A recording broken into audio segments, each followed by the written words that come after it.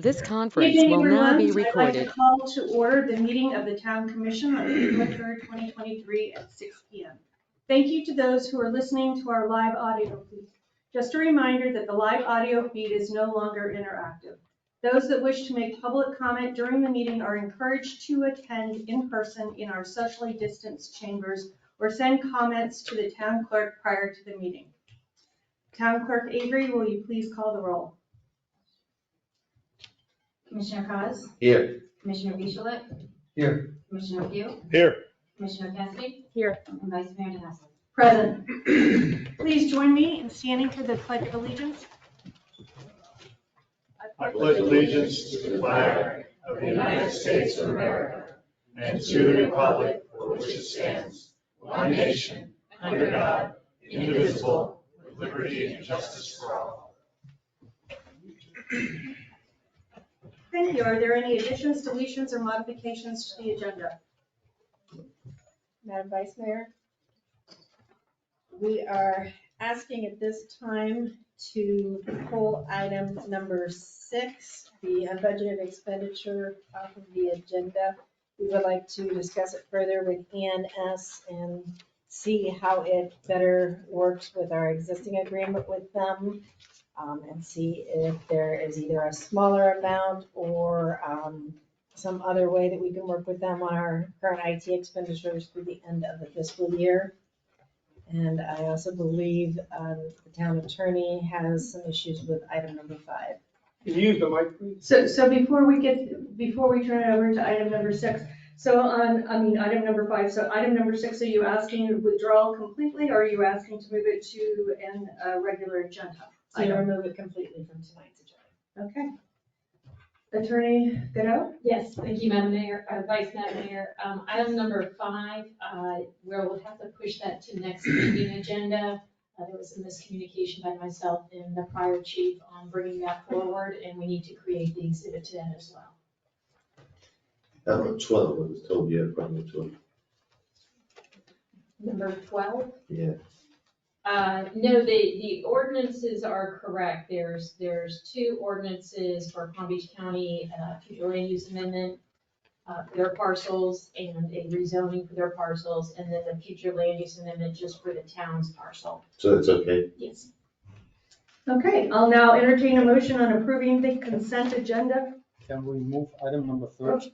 Can we move item number 13 to regular discussion items at the end of the meeting?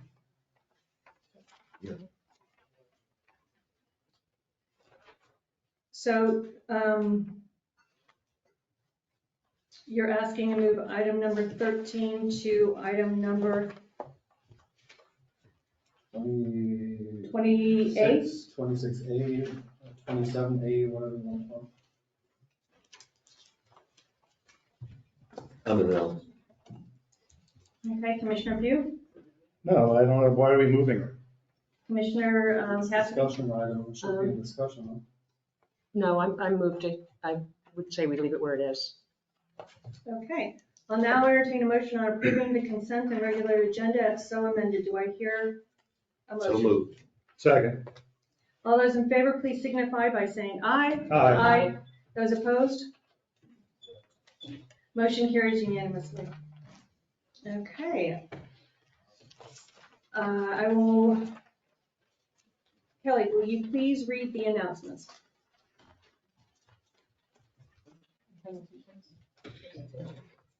Are we going to do the presentations first, or do we? Oh, I'm sorry, yes. I didn't see the people that were there, sorry. Okay. Town Clerk Avery, would you please present the March municipal election results?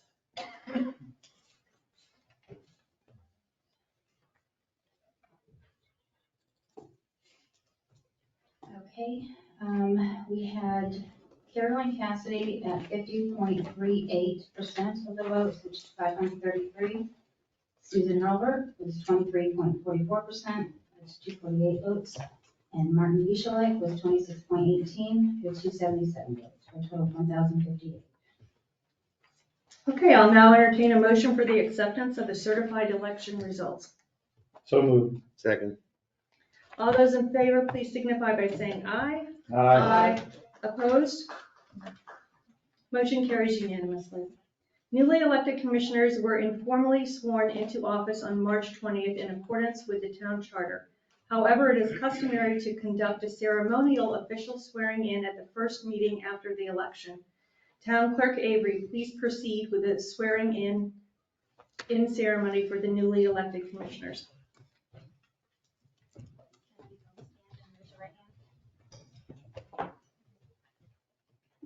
Repeat after me when I say state your name. Just state your name. I state your name. Martin Michalek. Carolyn Cassidy, Do solemnly swear or affirm do solemnly swear or affirm that I will support, protect, and defend that I will support, protect, and defend the Constitution and government the Constitution and government of the United States of the United States and the state of Florida and the state of Florida against all enemies, against all enemies, domestic or foreign, domestic or foreign, that I will bear true faith, that I will bear true faith, loyalty, and allegiance to the same, loyalty, and allegiance to the same, that I am entitled to hold office that I am entitled to hold office of the state of Florida, of the state of Florida, that I will faithfully perform that I will faithfully perform all the duties all the duties of the office of Town Commissioner of the office of Town Commissioner of the Town of Ocean Ridge, Florida, of the Town of Ocean Ridge, Florida, on which I am about to enter. which I'm about to enter. So help me God. So help me God. Congratulations.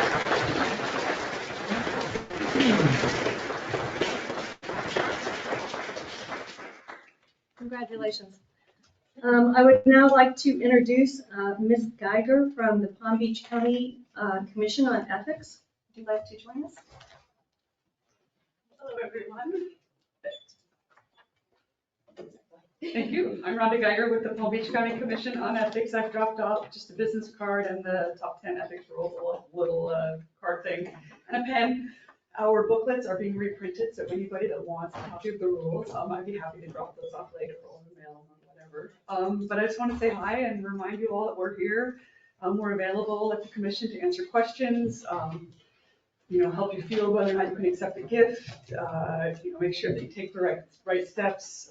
Always want to remind everybody to ask first, act later. We definitely don't. We'd rather deal with things proactively than reactively. We're here to do trainings. If anybody needs them. New commissioners, I'm sure you have a time frame by which that has to be done, but otherwise it's available online in county training. Remember, you have to do both the county and the state, but we're here. If you guys, if anybody needs anything, if anybody in the, any of your citizens need anything, we just want to make sure everybody understands that we're here and available and want to work with everybody. We want this to be a proactive and communicative relationship between everybody. Thank you, Ms. Geiger. Any questions? Okay, thank you so much for having me. Thank you. Next on the agenda was a legislative update by Senator Lori Berman. Is there a representative from her office here? No. If she comes, she probably couldn't find a parking space. You're right. If she comes later, I will interrupt the agenda, or whoever is the presiding officer will. Okay, next we would like to move to a proclamation for Arbor Day. Town Clerk, would you please read the proclamation into the record? The Arbor Day Proclamation, whereas in 1872, J. Sterling Morton proposed to the Nebraska Board of Agriculture that a special day be set aside for planting of trees. And whereas the holiday called Arbor Day was first observed for planting of more than 1 million trees in Nebraska, and whereas Arbor Day is now observed throughout the nation and the world, and whereas trees can reduce the erosion of our precious topsoil by wind and water, lowering our heating and cooling costs, moderate the temperature, clean the air, produce oxygen, and provide habitat for wildlife. And whereas trees are a renewable resource, giving us paper, fuel, and countless wood products. And whereas trees in our town increase property values and beautify our community. And whereas trees, wherever they are planted, are a source of joy and spiritual renewal. I therefore now, I, Christine DeHaza, Vice Mayor of the Town of Ocean Ridge, do hereby proclaim the 4th Friday of April as Arbor Day in the Town of Ocean Ridge, and I urge all citizens to celebrate Arbor Day and support the efforts to protect our trees and woodlands. Thank you so much. All right, back to you, Miss Avery. Will you please read the announcements?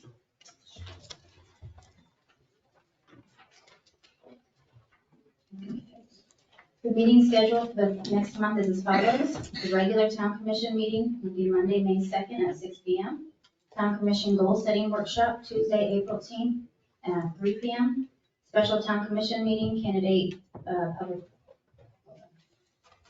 Special Town Commission meeting, candidate public reception, town manager, finance director search, Monday, May 8th at 6 p.m. Special Town Commission meeting, Tuesday, May 9th at 8 a.m. Planning and Zoning Commission meeting, Monday, April 17th at 8 a.m. Board of Adjustment meeting, Wednesday, April 19th at 9 a.m. And all meetings are held in the commission chambers at Town Hall. The town will be providing free shredding services to residents of Ocean Ridge and Bernie Breezes on Saturday, April 29th from 9 a.m. till noon in the back parking lot at Town Hall. For more information regarding this event, please visit the town's website. The Town Commission will consider appointments to the following board positions at the May 1st, 2023 Town Commission meeting. Board of Adjustment, 2 regular members for a 3-year term and 1 regular member for a 1-year term. And Planning and Zoning Commission, 3 regular members for 3-year terms. Interested residents must be registered to vote in Ocean Ridge and submit a resume and letter of interest to the town clerk by the deadline of April 20th at 3 p.m. Incumbents are exempted from the resume and letter of interest requirements.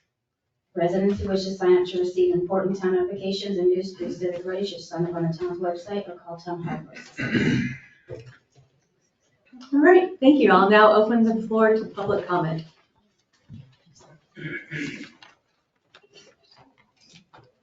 Hello, commissioners, neighbors, thank you for allowing me. the Ms. Johnson, can you pull the microphone down? Put your name. Darlene Johnston, 26 Harbor Drive South, Ocean Ridge. I have been a resident of Ocean Ridge since December of 1994.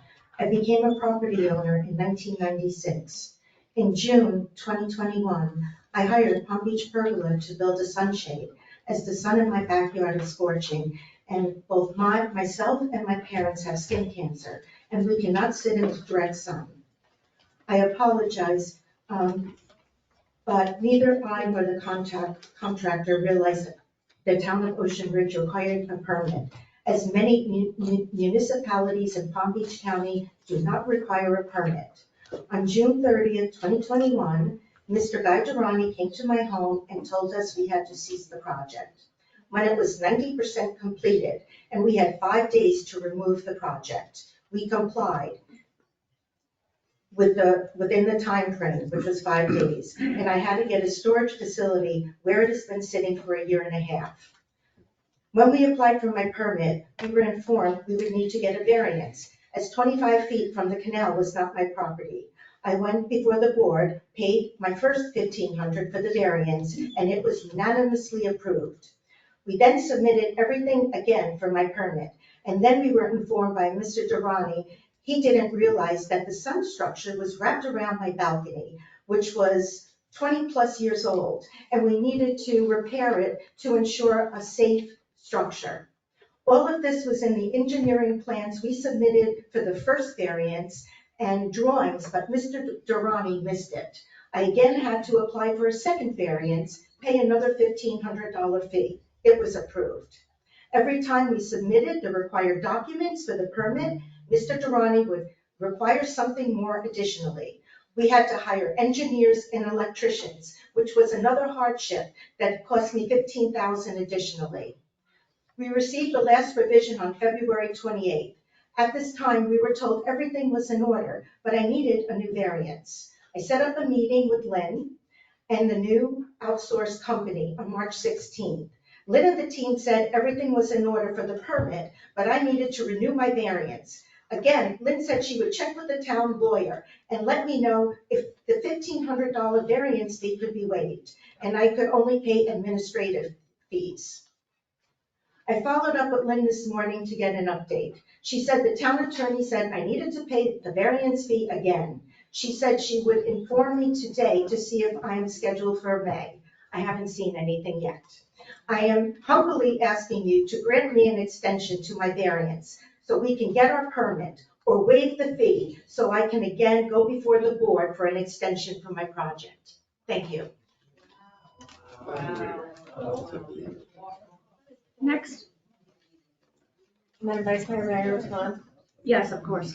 Ms. Johnson, I left you a message this afternoon that you are up for the May meeting. So I did leave you a message on Well, your, I did not get it. Okay. So I was at the hospital all day at Cleveland Clinic. I'm sorry, but I did leave you a message about the May meeting. So I'd Thank like you. to know what's the next steps, guys? Can you please follow up with the interim town manager after the meeting? Thank Sure. you. Good evening, Commissioner. Stella Cole, 204 Beachway Drive. I would first like to congratulate Commissioner Cassidy on her huge victory and for running an honest campaign.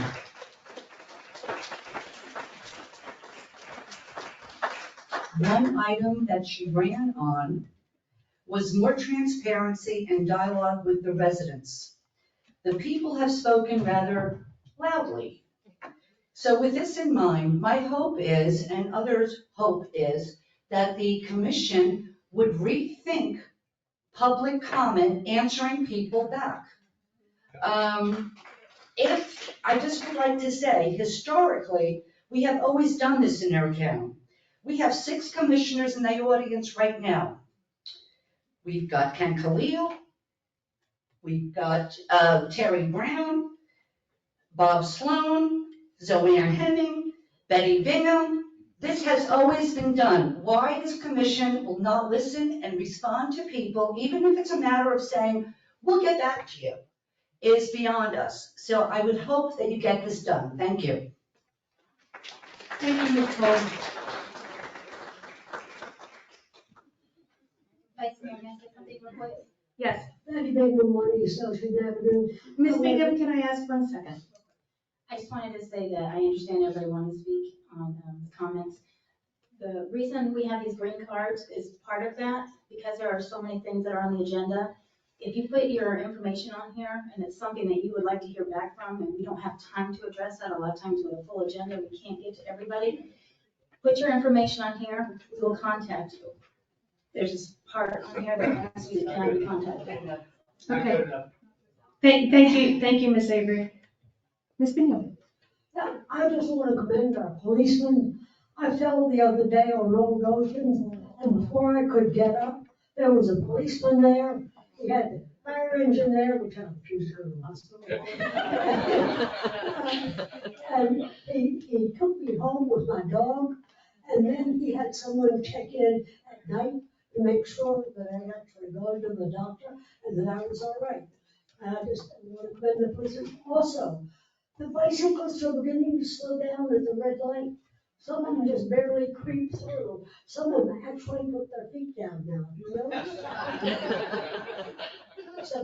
Number 3, I would like to request $1 from the commission for the rental of my property. The sidewalk is on my property at the corner of Ocean Avenue and A1A, and I don't really want that. I just want to note it because I don't ever want it to be taken by squatters' rights. Thank you, Ms. Bingham. Mr. O'Sullivan? Thank you. Good evening, Nicholas Arsali, 6017 Old Ocean Boulevard. I have written a few words to convey a short but simple message to my fellow neighbors. The election is over. I believe now is the time to support the elected and focus on building up our community. Our only path forward should be to set our quarrel aside and focus on becoming better neighbors again. Some things I once remember was a highlight of living in Ocean Ridge. Do not get me wrong. Some of us may have certain histories and differences that may seem unforgettable or unforgivable, but that doesn't mean we can't start to work together for the sake of our community and begin a new chapter in our life. Let us focus on today and leave the past where it belongs, in the past. As someone who lived in this town over 24 years, I have seen its highs and its lows. And to be completely frank with you all, these past few years have felt like some of the lowest of lows. However, I believe that we must and can change that. And that starts with supporting each other as neighbors and setting aside our extracurricular politics to focus on a better future for Ocean Ridge. Thank you. Thank you.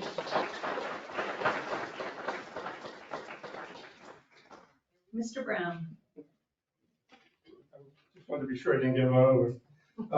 Terry Brown, Harvard Drive South. I had hoped that Senator Lori Berman had shown up. I don't know what happened. It's pretty busy. She's in the Senate in the state legislature. And one of the things that's going on there, which I had brought up previously, but I'm not sure it's sunk in with anyone, is what's going on with eliminating home rule. Now, Christie and I just had a brief conversation about one of the bills. There are going to be an army of bills being passed, and they're doing it by bypassing all the committees and throwing it on the floor and getting it to the governor to sign. So I think it would, of course, I think that Christie's going to give you some education on that once it occurs. A lot of things you think you can do, you're not going to be able to do because the state says they have their standards for those things. It includes construction, development, personnel, everything. And you'll be sitting here with nothing to do. Won't that be great? You get that $100 a month. The other thing I wanted to bring up is this issue, which is in the past. Commissioner Claus asked me not to bring it up before the election, and I didn't. But there is a debt owed to this town, owed to the taxpayers from Crown Colony for that crosswalk. $10,000, not $5,000. This crosswalk project, which the clerk gave me the information that she has, cost almost $37,000.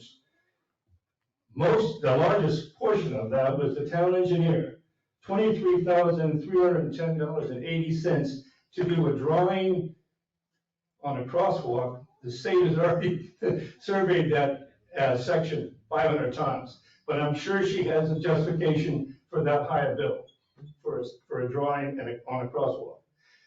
Nonetheless, these folks came in here and made a commitment to share in that cost publicly before you voted on it, not Cassidy, but before the rest of you voted on it and said, yes, we will do it and we'll share the cost with you. You need to collect that money from them. You can't make political promises that impact taxpayers' dollars. You can make plenty of political deals about appointing people to committees, doing any other kind of thing, bringing something forward in front of the commission to get a vote on it. You cannot do that negatively impacts tax dollars. And that $10,000 belongs to the taxpayers, and it needs to be paid, whatever their excuse is. Thank you. Thank you, Mr. Brown.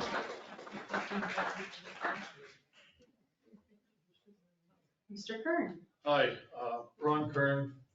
I live at Crown Colony. Let me explain that situation that Mr. Brown has alluded to. He happens to be incorrect. Here's the deal.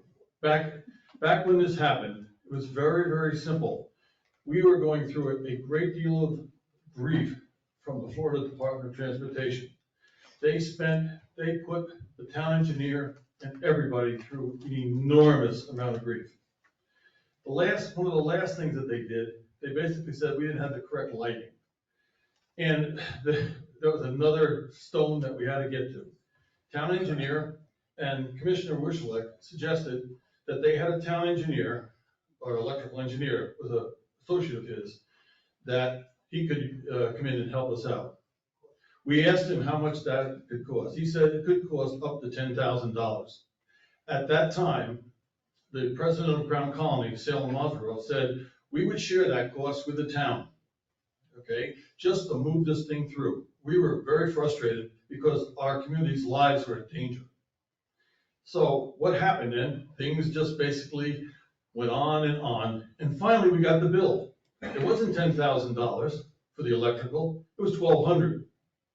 So we were more than happy to pay the town the $600, okay, that we had committed to, not $10,000 as been stated here. That is incorrect.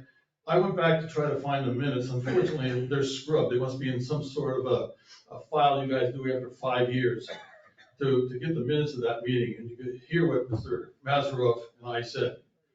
We would not hold this town up for that. You have to believe that if you were there at the time, the frustration that we were going through to try to get this crosswalk, we were stalled at every way possible by the FDOT. So that we did commit. We said we would share the cost. When the cost came up to $10,000, we're assuming that the cost was gonna be like 20. We limited it at $10,000. The cost came up nowhere near that. He's correct about one thing, the engineer cost was heavy, the construction cost, okay, was significant. But the amount that went into the electrical and the electrical engineering was rather small. So I hope we can put this behind us. If you want to discuss this further with us, if you really believe that that Crown Colony owes you $10,000, okay, I'd be more than happy to discuss it further. But right now, we consider that matter closed, okay, but we would be keeping our commitment. We have the bills. I think it was 36,000. When we went through this, it was 30,000. And some of the bills, I think I don't know who came in, must be the Department of Transportation or somebody, they get up to $37,000. We will not pay anybody in this commission $10,000 on something that we committed to that is only $1,200. Thank you. Thank you. Star has an article. That's my defense. The Coastal Star. Please, thank you. Can we please look into that? Certainly. Because my recollection of this is different too. And As is mine. the electric engineer that was done about a year and a half ago, 2 years ago, when we hired the electric engineer. So those records should still be there. They should still be, and I would assume that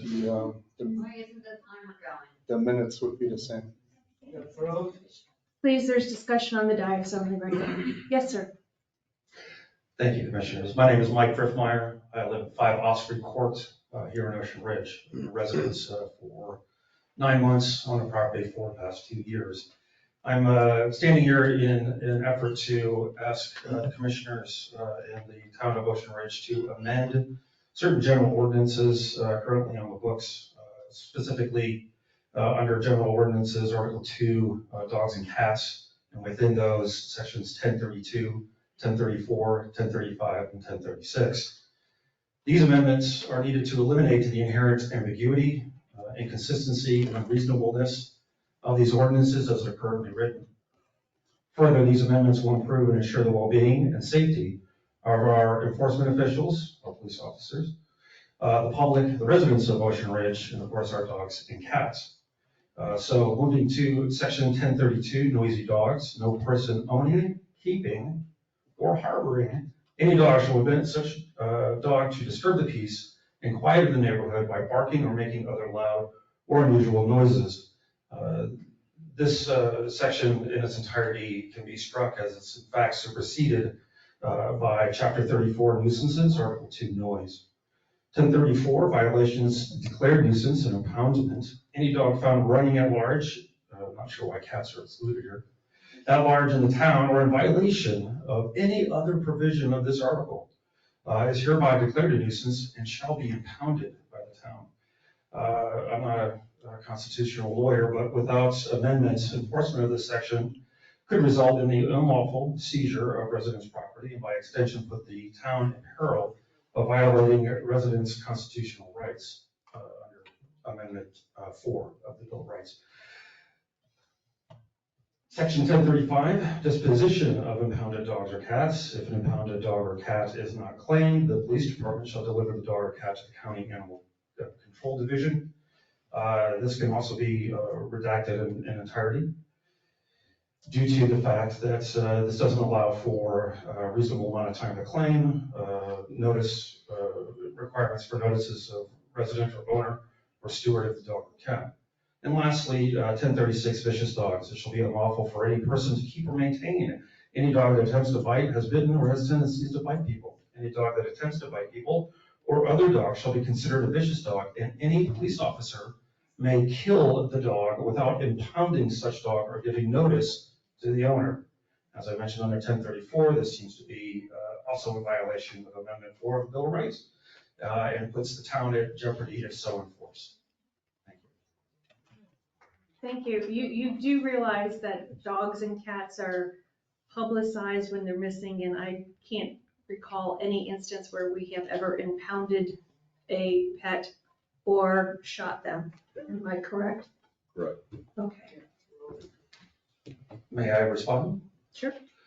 Just so that's clear, I appreciate that. That's fantastic news. However, it's still a city ordinance, and as such, it's still allowed, and it needs to change. Thank you for your recommendation. Any further public comment? Peter Wolf, 5505 North Ocean Boulevard, 8202. This is my first time addressing this commission. It won't be the last. I am the immediate past president of the Colonial Ridge Club. My term expired in February.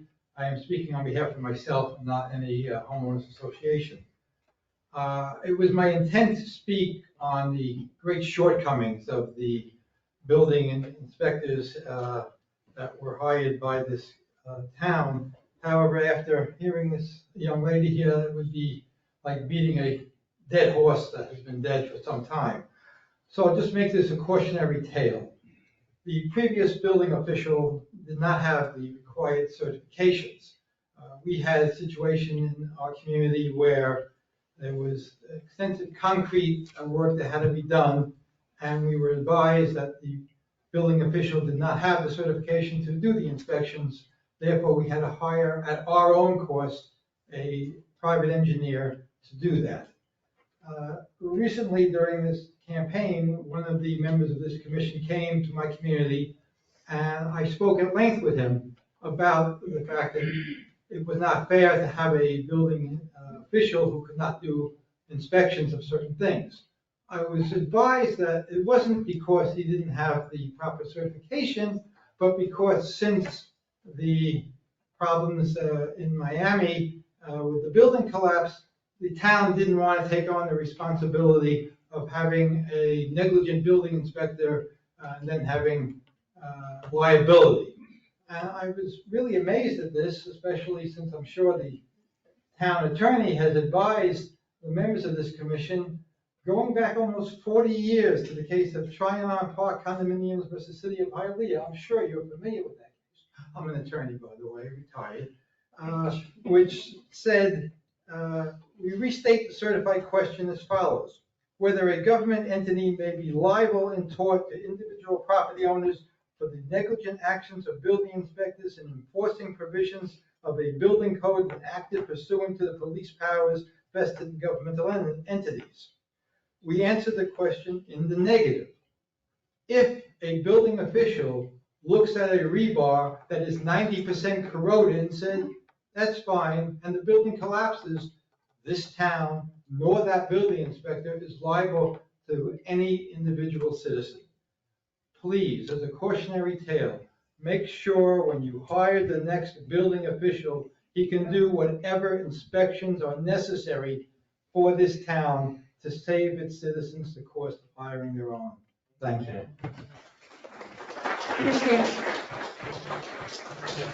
Any further public comment? Ms. Flanagan?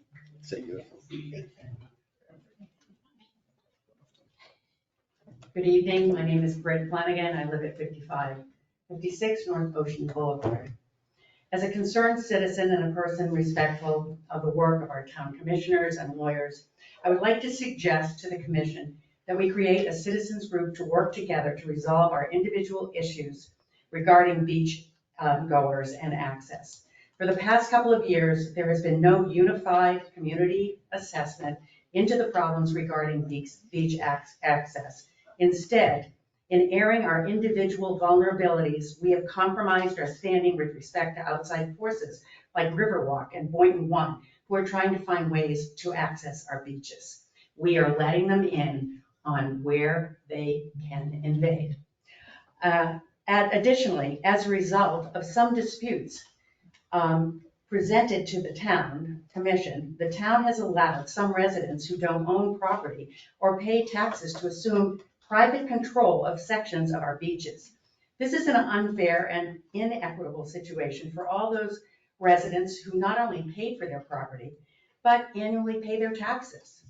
Further, if we bring individual reasons of dissent together, perhaps we can find a way to help the commission investigate and provide a plan of action for consideration where we can all cohabitate in harmony and all enjoy beach access without compromising property rights. Thank you. Thank you. Any further public comment?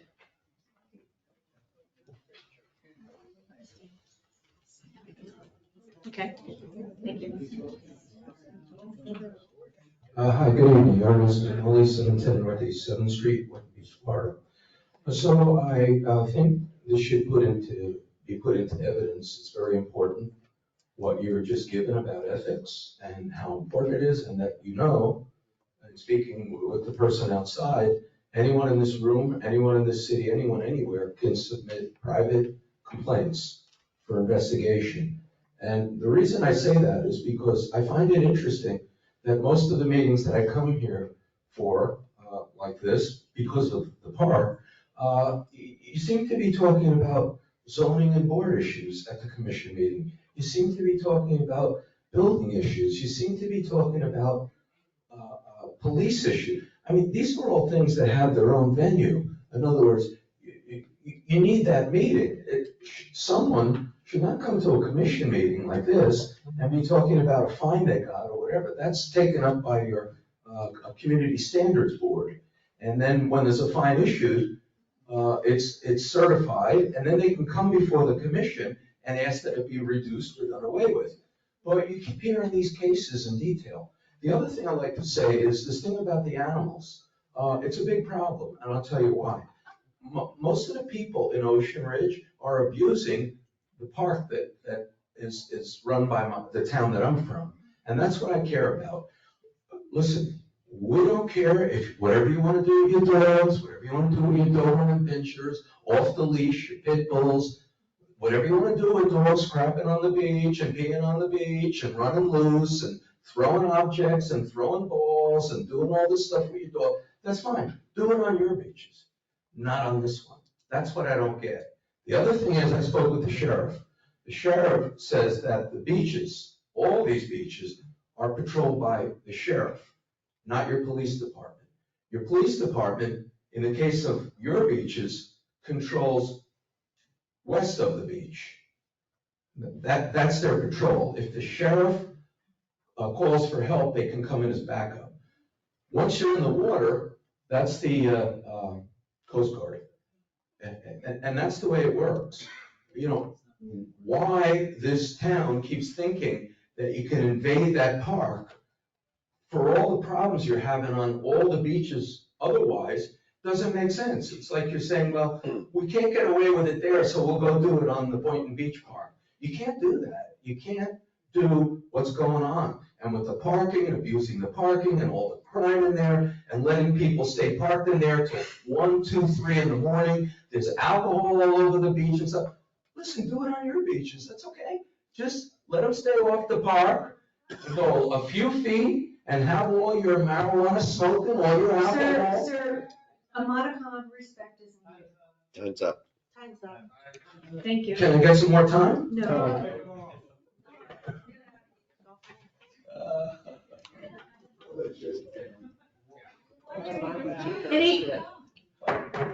Any further public comment?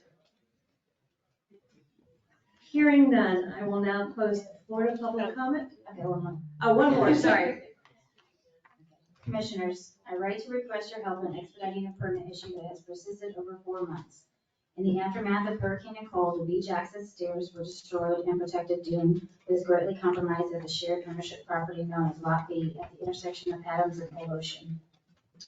On December 2nd, 2022, I submitted a permit along with a hold harmless agreement in favor of the town of Ocean Ridge to replant and restore the dune in order to avoid further erosion and potential breach of the Atlantic Ocean at the end of Adams Boulevard in the event of another hurricane. At the time, there was an emergency order in place to allow for timely repairs to our protected dunes. At the same time, we also applied for and received a permit from the DEP to proceed replanting to protect our dune. While we have numerous conversations with several town officials about permits for this property, my focus today is solely related to the planting of sea grapes in order to restore the protected dune. I understand that approval is being held until our town official receives the okay from our town attorney to approve it. This is unacceptable. There is a precedent from 2021 of approved landscaping permits that required only one owner's signature. Our town attorney continues to cite concerns of litigation regarding the property, even though she herself sent a letter in August of 2021 stating the issues complained of in your complaint are a civil matter between you and the adjacent property owners. The town does not make final decisions as to the property usage rights. So if our attorney has already stated that the town doesn't get involved with civil disputes over property, why is she holding an approval of our landscaping permit hostage due to litigation concerns that she has already disavowed? Moreover, the neighbor with which she is concerned already received an approval to plant sea grapes on their dune and completed the work today. If restoring and preserving the dune is important to that neighbor, what reason would that neighbor have for litigation against preserving the adjacent dune, which impacts the viability of their own? It's just silly. Commissioners, I strongly suggest that you work to expedite the approval of our long overdue permit application to protect and secure the continued erosion of not only our dunes, but the potential for even more substantial damage to adjacent properties, roadways, and our town should a breach occur during this storm. Unfortunately, I've witnessed personally the destruction Superstorm Sandy did to our barrier island in Mantuwoking, New Jersey. I do not want to see even a fraction of that devastation here. Thank you, Virginia City. Thank you. Town Manager Ladner, could I ask that you please follow up with her? Yes. Thank you. Okay. I'll now entertain a motion on the approval of the consent agenda with items 5 and 6 being removed. So moved. Yeah, hold on, there's one correction that we need to do. Okay. I think it was in the minutes.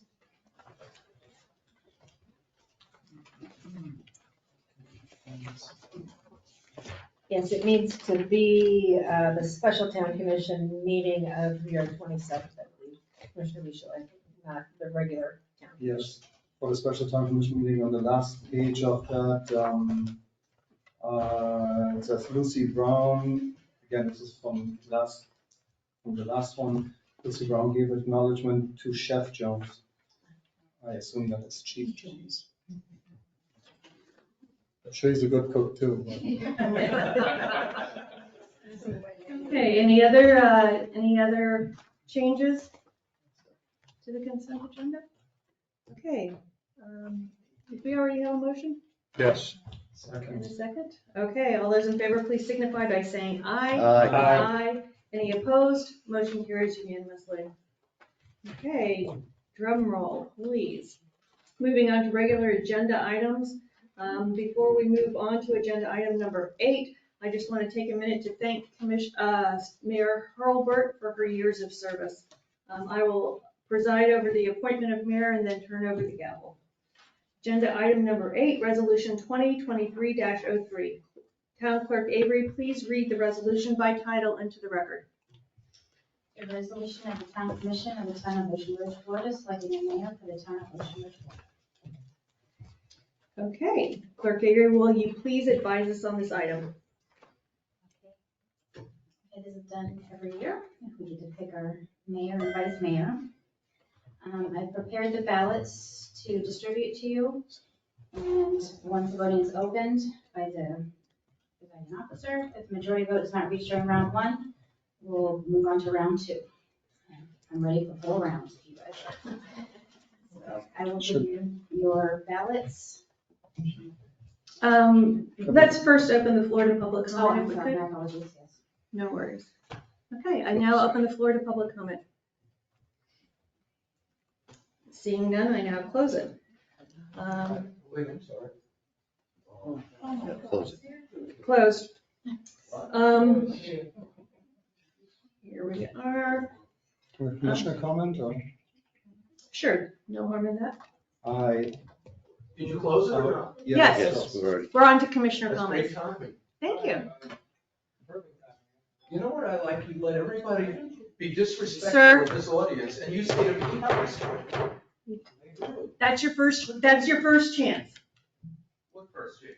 That's your first chance. Second time you interrupt our entire commission meeting, I will ask the presiding officer to please remove you from this You don't have chamber. to do that. I'm gonna leave. Thank you. And I'm gonna report you to the lady that was just here. Wonderful. You can already.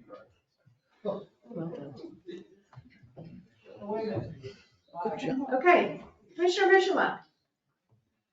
I would like to take this opportunity to congratulate Carolyn on a very decisive win. 533 votes is the highest vote count that we have ever had in Ocean Ridge. We had a great voter turnout. Everybody that comes and votes exercises their right to speech, exercises their voice, and with 533, as I said, unprecedented, has never been done before. Congratulations. And with 2 years ago, which was our last election, it was suggested that the person that holds the highest vote count should be the mayor. That's my vote.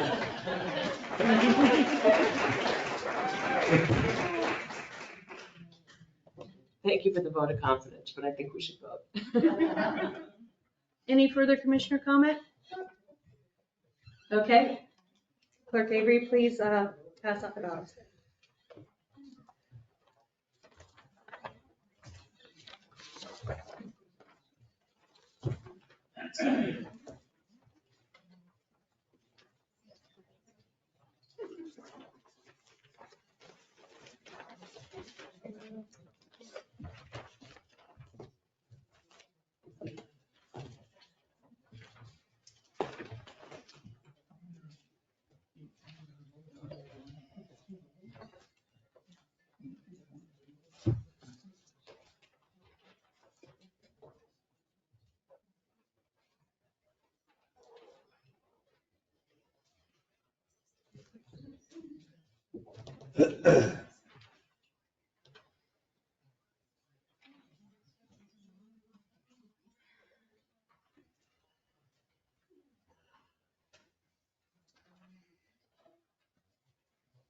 Well, I have got 3 for Commissioner Pugh, 1 for Martin, and 1 for Cassidy. Looks like Pugh is a majority. Okay, I'll now entertain a motion on the adoption.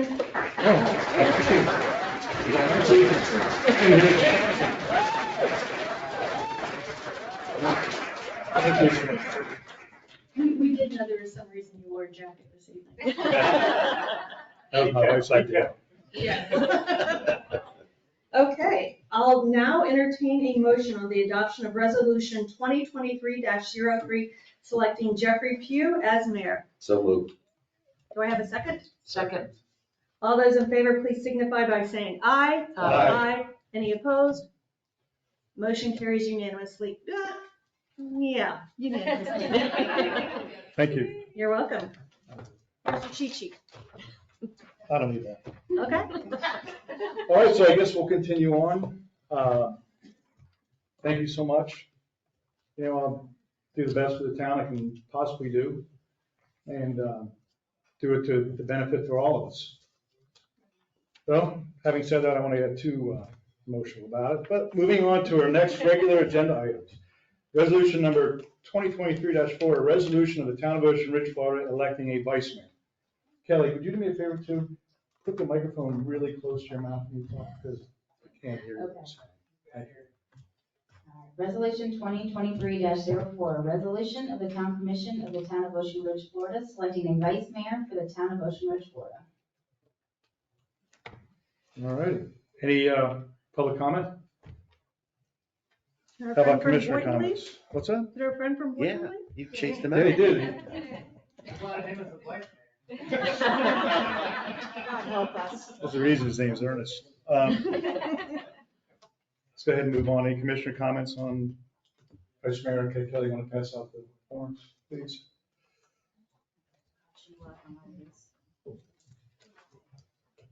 You mean you can't be mayor and vice mayor? I can't be mayor and vice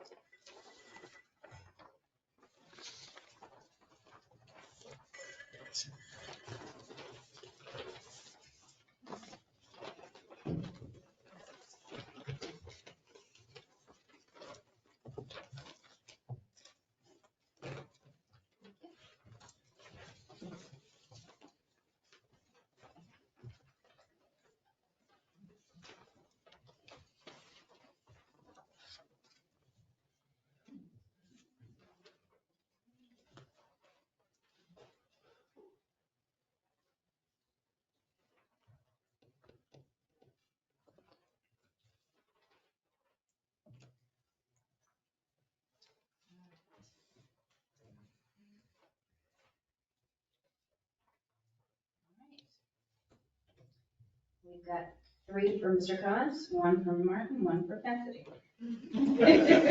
Congratulations, students.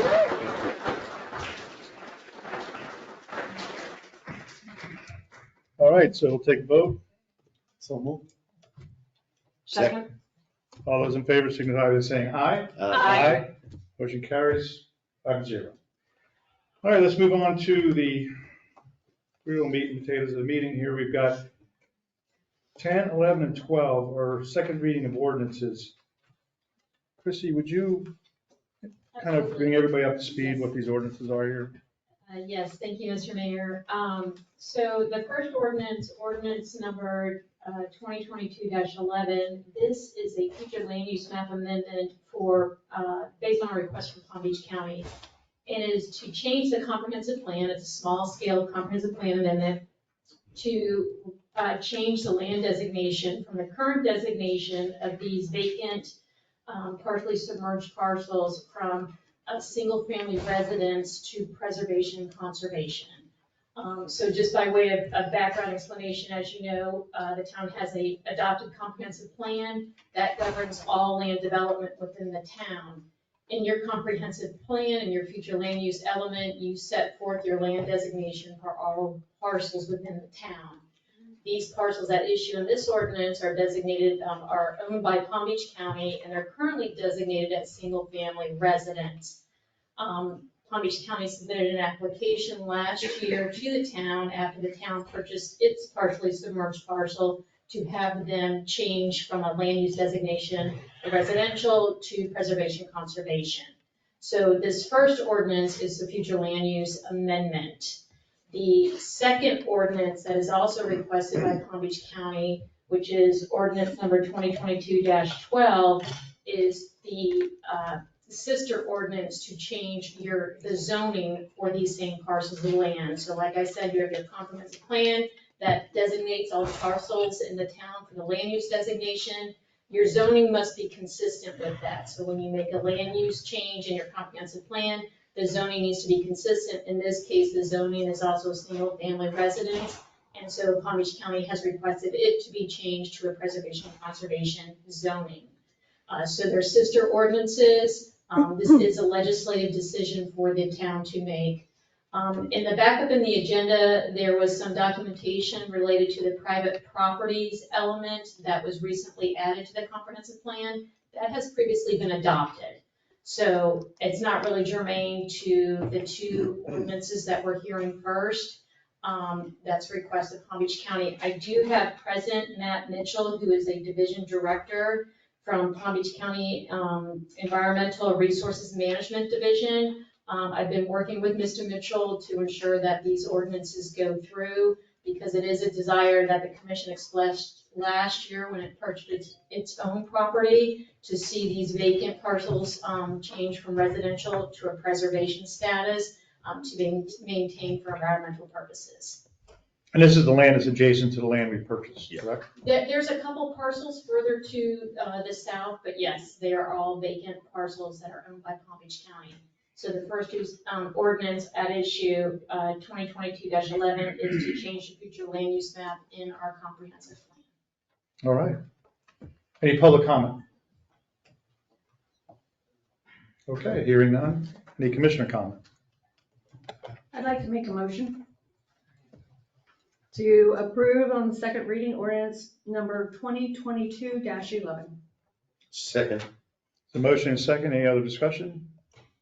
All those in favor signify by saying aye. Aye. Motion carries.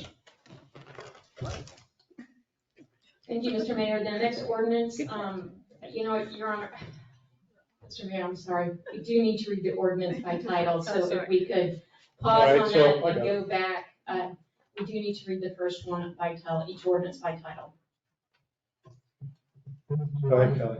Ordinance 2022-11, an ordinance of the Town Commission of the Town of Ocean Ridge, Florida, authorizing the amendment of the future land use map of the future land use element of the town's comprehensive plan to amend the designation of 27.04 acres, more or less, comprised of multiple parcels located between North Ocean Boulevard and the Intracoastal Waterway, as described more particularly herein, from single-family residence to preservation conservation, providing for repeal of conflicting ordinances, severability, transmittal to the Department of Economic Opportunity, inclusion in a comprehensive plan, and an effective date. All right, so let's go ahead and read the second ordinance into the record. Mr. Mayor, if we could just go ahead and re-vote on that one. A revote? We just voted, revote? Because we have to read the All right, title. all those in favor signify by saying aye. Aye. Motion carries. Happy? All right, so let's go ahead and read the second ordinance. Ordinance 2022-12, an ordinance of the Town Commission of the Town of Ocean Ridge, Florida, approving a zoning change request for multiple parcels of land consisting of approximately 27.04 acres, more or less, located between North Ocean Boulevard and Intercoastal Roadway, as more particularly described herein, from single-family residence SFR zoning district to preservation conservation PC zoning district, and providing for changes to the official zoning map, repeal of conflicting ordinances, severability, and an effective date. All righty, any more discussion? Mrs. Attorney, public comment? I Yeah, just wait. had to go. Wait a second. Just ask any more you want to add to this? I'm happy to answer any questions. This is just the sister rezoning to the comprehensive plan amendment. Okay, public comment? Back to the commission. Commissioner comments? Move to adopt ordinance 2022-12. Can I just ask a question on that, Christie? It says SFR, and I think it's RSF, isn't it? Like, why are we calling it SFR? We don't have that zoning designation in Ocean Ridge. I believe that's the technical name for it, SFR. If you look at the official zoning map, on our zoning map, we designate it as SFR. Okay. You don't see that in the code, you're correct. Okay. Any other commissioner comment? Here a second? Second. All right. Second. All those in favor signify by saying aye. Aye. Motion carries. All right, number 12, second reading of ordinance number 2022-13, an ordinance of the Town Commission of the Town of Ocean Ridge, Florida, authorizing the amendment of the future land use map, FLUM, of the future land element of the town's comprehensive plan to amend the designation of 9 acres or 9.3 acres, more or less located northwest of Town Hall along the Intercoastal Waterway west of North Ocean Boulevard, as more particularly described herein, from single-family residence to preservation, conservation, and providing for repeal of conflicting ordinance and severability, transmittal of the Department of Economic Opportunity, inclusion in the comprehensive plan, and an effective date. Yeah, I want to make sure we get it right off the bat. He reads faster. So, anything you want to add? Thank you, Mr. Mayor. This is the first of the two-step process for the town. This is the future land use change for the parcel that was purchased last year. This will change it from residential to the preservation, conservation, and the comprehensive plan. You will see next month the actual rezoning. There's a little bit longer notice period for that. We'll be bringing that next month. So this is the first step, and it is a legislative decision of this body. Okay, thank you. Any public comment? All right, hearing none, back to the commission. It's a wonderful thing. It is a great day right now, because that means most of this land back here behind Town Hall is now all conservation, preservation land and cannot be built on. So it's a really good day for Town Hall. Thank you.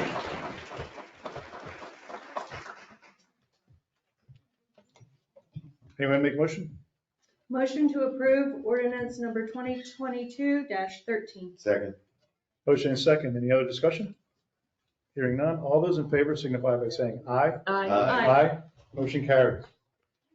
All right, number 13, town manager search and interim manager contract.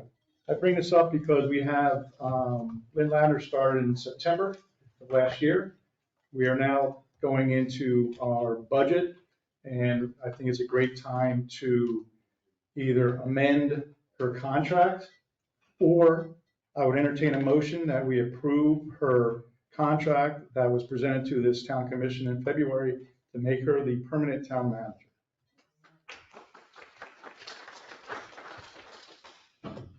Public comment.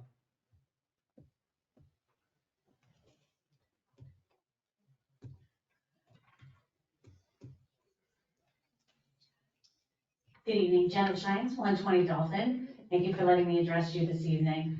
I've been very vocal in my support of Ms. Ladner as our town manager, and tonight I want to reiterate that support. First, I want to start by saying how she was treated by some members of the commission last time. I found very inappropriate. We had another employee who we heard from several people tonight was doing an absolutely miserable job in town, causing people, including myself, to have, massive outlays to comply with inaccurate and uneducated opinions on people's construction that were actually wrong, threatened to keep me out of my house, did all kinds of things, and we never spoke about him in this public forum in that way. So as you consider this, I would ask you to do two things. One, consider what's best for our town. Lynn has demonstrated that she cares about the town residents. She's become very familiar with what's going on in our town and what needs to be done. If there are any mistakes she's been made, that's a great job for all of you as her managers to help to coach her and help her to better understand our town's history or how our town needs to operate. And secondarily, I think you should apologize because quite frankly, it was very rude the way she was treated. And this is not how our town is run. Our town is a respectful and kind town. And I'd like to start to see us demonstrate that. I loved what one of our residents said earlier about us coming back together and being a nice and friendly place to live. And that starts by treating our staff members the same way we would like to be treated, with respect and kindness, and honoring their commitment to our town, which I think Lynn has definitely made, and respecting the fact that all of us have areas that we might be able to improve, and that the way to handle that as managers is behind closed doors, not in a public forum. So I would highly encourage you to reconsider her contract, make it permanent, make it official, and let us move on with our town. Thank you, Lynn, for your service. Thank you. Any other public comment? Hearing none, public comments closed. Commissioner comments. Go ahead. I just want to say that I think that Lynn has been doing an outstanding job in reaching out to members of the community. We've had a very unstable work environment here that's suffered from a bit of lack of leadership. And I agree with what Janet said last month. She said enough is enough. I think that Lynn is going to work hard for what this town wants. And I think the time for healing has to start now.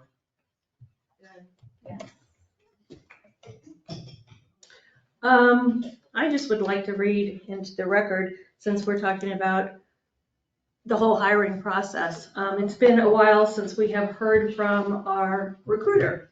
And so he actually sent an email, and I wanted just to make sure that it was read into public record. It is the town manager search update. It says, as you know, we closed the recruiting period last Friday. At this point, we have received 18 candidates, applications from 18 candidates. While we have not begun our background work, I am very pleased with the pool of candidates and believe it is superior to the prior group we considered. Further, I have known most of the top six for years and doubt there will be any issues. Colin Bensinger. I also wanted to remind the public we contracted to pay his firm upwards of $29,000. $29,000. So I would just like to respectfully say, regardless of the candidates, we started a process. We have a procedure that we follow as a government, and we need to continue that procedure and move forward from there. It is not one way or the other. It is, and maybe the town attorney can talk to this. Once you establish a procedure as a governmental body, you can't do an about face in the middle of the stream. So. Well, that's exactly what the commission did. So we don't have to argue this. There was a 5-0 vote, okay, to make Lynn town manager. And then it took the lawyer a couple of weeks to put together the town manager contract with no surprises in it. The contract comes forward, and then the commission votes not to accept the contract. They accept the candidate, but they don't accept the contract as a means to not hire her. So what you just said is totally false. As far as Colin finding great candidates, where were they on the first sweep through this, okay? He says these are 6 people he knows extremely well. They weren't here. I think the town is in a period of healthy rebirth. I think Lynn is part of that. I think we have officials coming in and people moving up in the system. They're going to be wonderful for this town, and we're going to recapture some of that kindness that we had. And Lynn has that ability. And also, If anybody has talked to Lynn, you'll be amazed at her breadth of knowledge and experience. We all kind of forget that because Lynn's got a bit of a happy-go-lucky approach, but she's extremely knowledgeable in the matters that are important to this town. So I'm all for hiring her full-time, moving forward with this contract immediately. What happened never should have happened, and this delay and putting a human being in this position, God bless Lynn for agreeing to stay and be interim manager. Thank you. Martin? So what Vice Mayor Cos is missing in this whole recollection of events is that we actually had a vote on a candidate that was better qualified. That candidate was dismissed at the qualification meeting before the 5-0 vote. And he was dismissed because he apparently to some residents had introduced his wife, or so-called wife, who was actually his fiancée and his ex-wife at the same time, had introduced her as his wife. That was enough for certain members of the community to say, well, how can we trust this man if he cannot even get that straight? That was the basis of it. And based on, excuse me. Let him finish. When I talk, I talk. Just go ahead. Based on that, we had a vote, which then turned to our second choice, which was Lynn. 2 weeks after that, our chief of police quits. 2 days after that, Lynn walked into the chief of police's office and said, the commission wants you fired. Now there's this whole thing about who said what said, but somebody walked into Chief Jones' office and said, the commission wants you fired. Either Lynn did that on her own and lied about it, or she was instructed by 2 commissioners to walk into Chief Jones' office and say the words, the commission wants you fired, without talking to the other 3 commissioners, right? Either way, it's either inappropriate or it's a flat out lie. That in itself disqualifies anybody from holding position in this town. We then move forward and we say, we cannot hire this person. We need to go back to square one. And that is exactly what we did. We went back, we rehired our consultant, who has found us qualified candidates at this point. The period is over, they're all there. He says 6 of those candidates are highly qualified for that position. Why in the world would we hire somebody that has either chosen poor judgment or has lied about an event with our chief, which puts our town at grave risk? The position that this puts us in, and that puts the other employees of this town in, is highly questionable.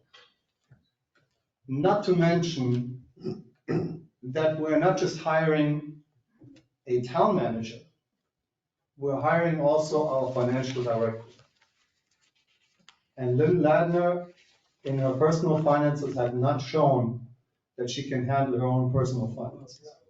As such, it is absolutely easy people. It is absolutely, please. In her background. It is in the town's best interest to find a candidate that comes out of the pool that is already sitting on the desk of town hall. We have the candidates. All we need to do is we need to finish the process that we started and find the best candidate. Your personal feelings on this, they don't matter.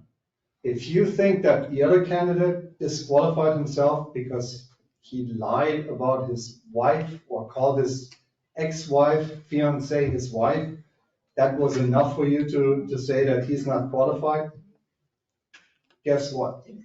This incident, much more grave than the other one. Right? So I just want to make sure that we're on the same page. Hypocrisy, right? We don't need that. Okay, Can I speak? so having said all that, now you had your shot, let's finish this up. So this is the whole reason why we're trying to move on, this conversation we're having right now. This is the perfect example of the dragging on and never moving forward. Yes, there's some mistakes made, but this is the point in time, the town has a very big opportunity to move on. We have a very good team coalescing together right now. We've got Interim Chief McClure, or temporary chief, or maybe chief, or whatever, McClure.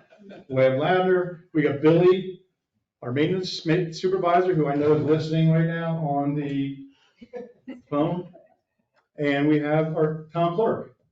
Those 4 people are making a big difference in this town right now. They're working together to move again forward. And this is a perfect opportunity to do that, to move forward. And that's why I would still entertain a motion for anybody on this dais to accept the contract presented to us in February. So moved. Second. Having had public comment and commissioner comments, all those in favor signify by. Mr. Mayor, if I may just stop you really quick, I just need clarification on the contract.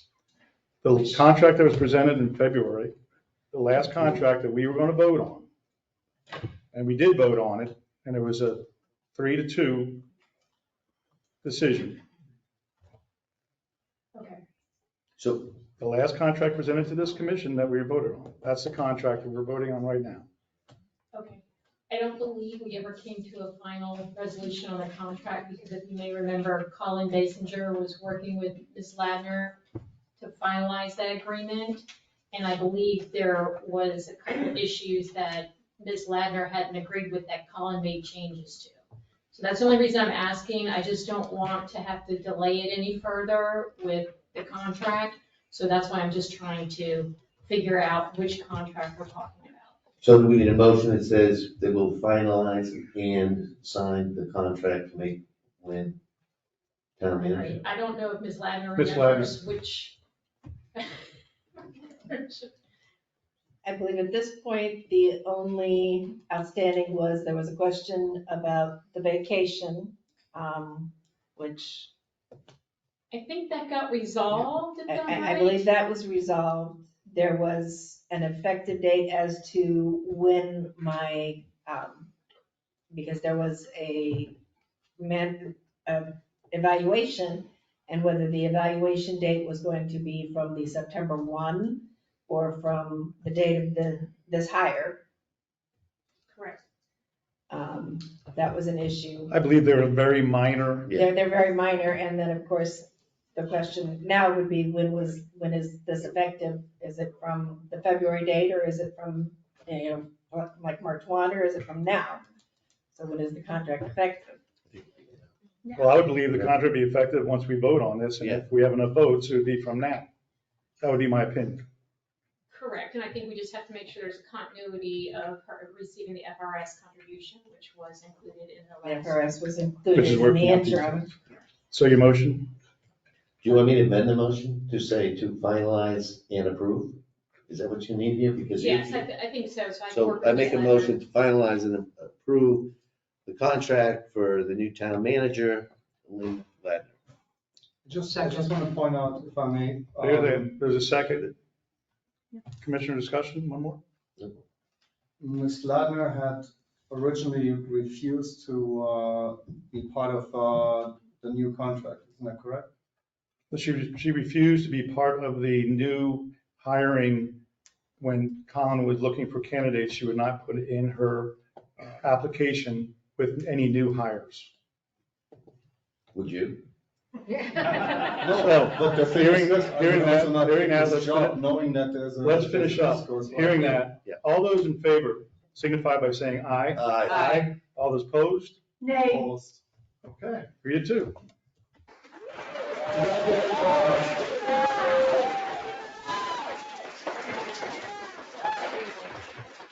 May I have a second here? No. Done. All right, moving on to number 14, resolution number 2023-02, resolution of Town Commission of the Town of Ocean Ridge, Florida, approving the entrance into an interlocal agreement with other governmental participants for the purpose of exercising investment power jointly to invest funds in concert with other participants, providing for an effective date. Lynn, is this you? Yes, this is the resolution. Excuse me. Go ahead. Yes, Mr. Mayor. This is the resolution we started discussing in January and early February about joining the Florida Class Investment Group. We met in late March with Tim Cassidy, with Arthur Zede, and with Phil Vessler, as well as Matt Tite from Florida Class. The commission had some questions about whether the investment in this was FDIC insured. It is not. However, the investments are fully liquid. I believe the gentleman had passed on, at least Mr. Vessler had passed on his evaluation of all of this. I believe a couple of the gentlemen are here, and I see Mr. Zede is here. He's willing to answer any questions you have on this. The investments are in the town's best interest. By my calculations, by having delayed joining Florida Class over the last couple of months, the town has potentially lost out on approximately $23,000 a month in interest revenue, based on what we are earning on our money markets and our cash reserves right now. That's per month, so approximately $46,000 already. Investing our cash reserves, just being conservative based on the interest rate they're earning right now, because they do daily compounding and paying 4.77% approximately right now. We would be earning close to $250,000, being conservative on our cash reserves right now, with daily liquidity, being able to pull the money out on an hourly basis.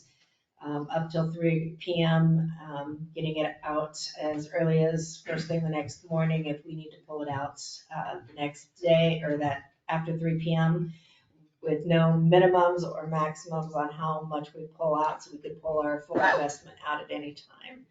But as I said, any of the three gentlemen that are here that spoke to Mr. Tite, I'm sure would be happy to answer any questions. Well, I just want to say thank you for the three gentlemen that did this, and this is just another example of people of the town coming together to help the town.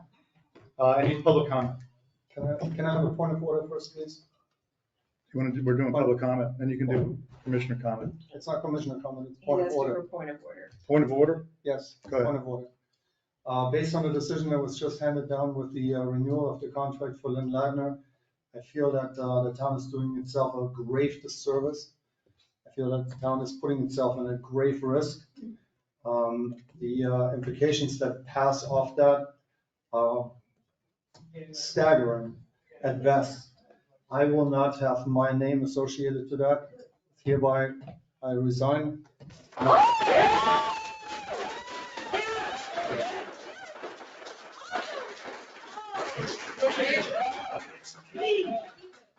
Excuse me. Thank you for your service.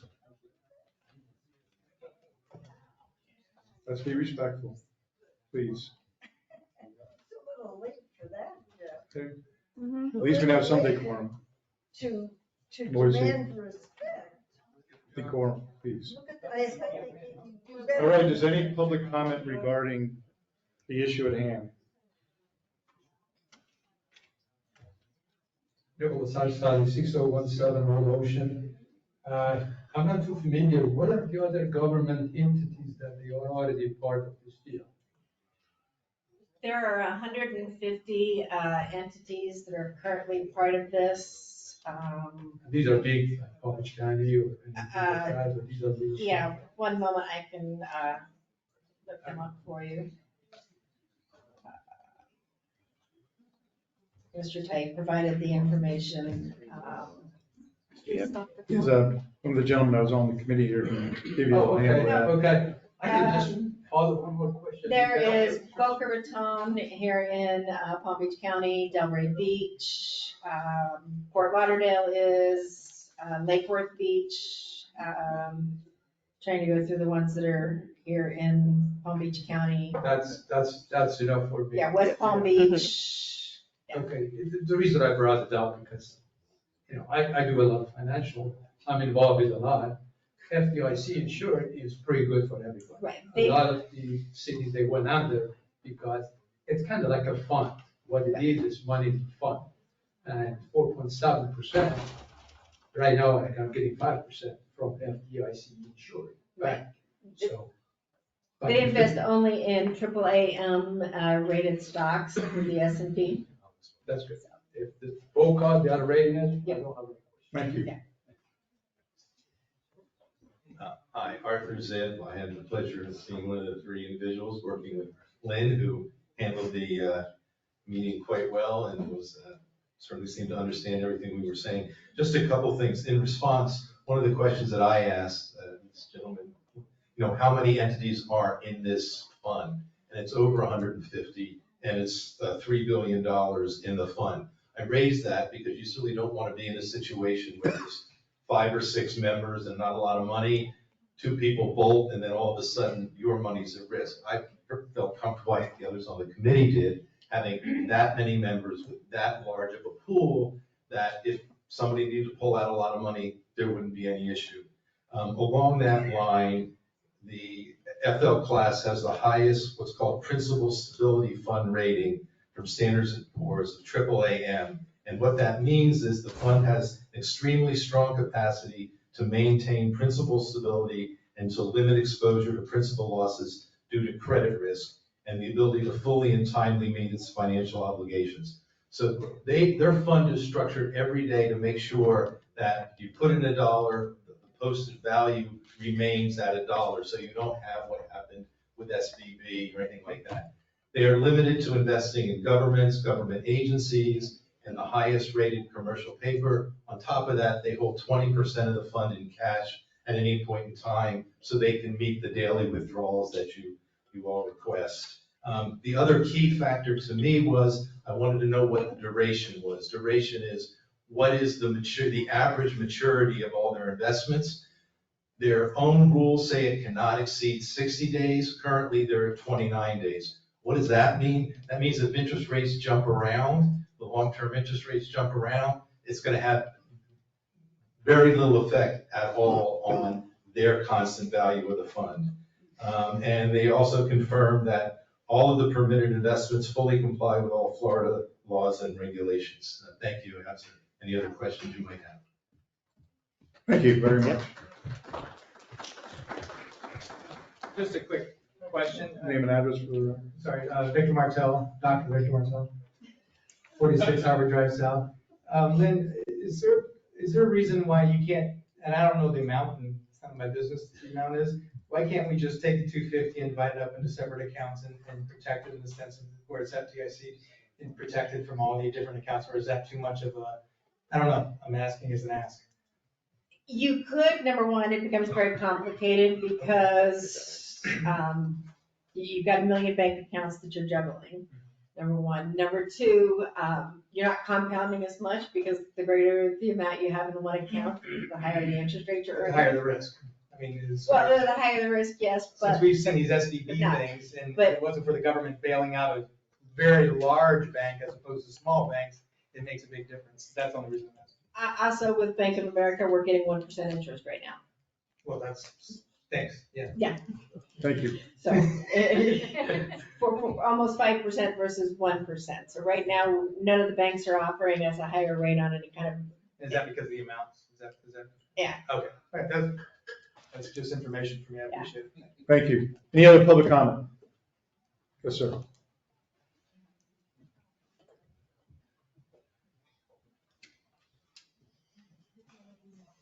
Thank you. Mike Riffmeyer, 5 Osprey Court.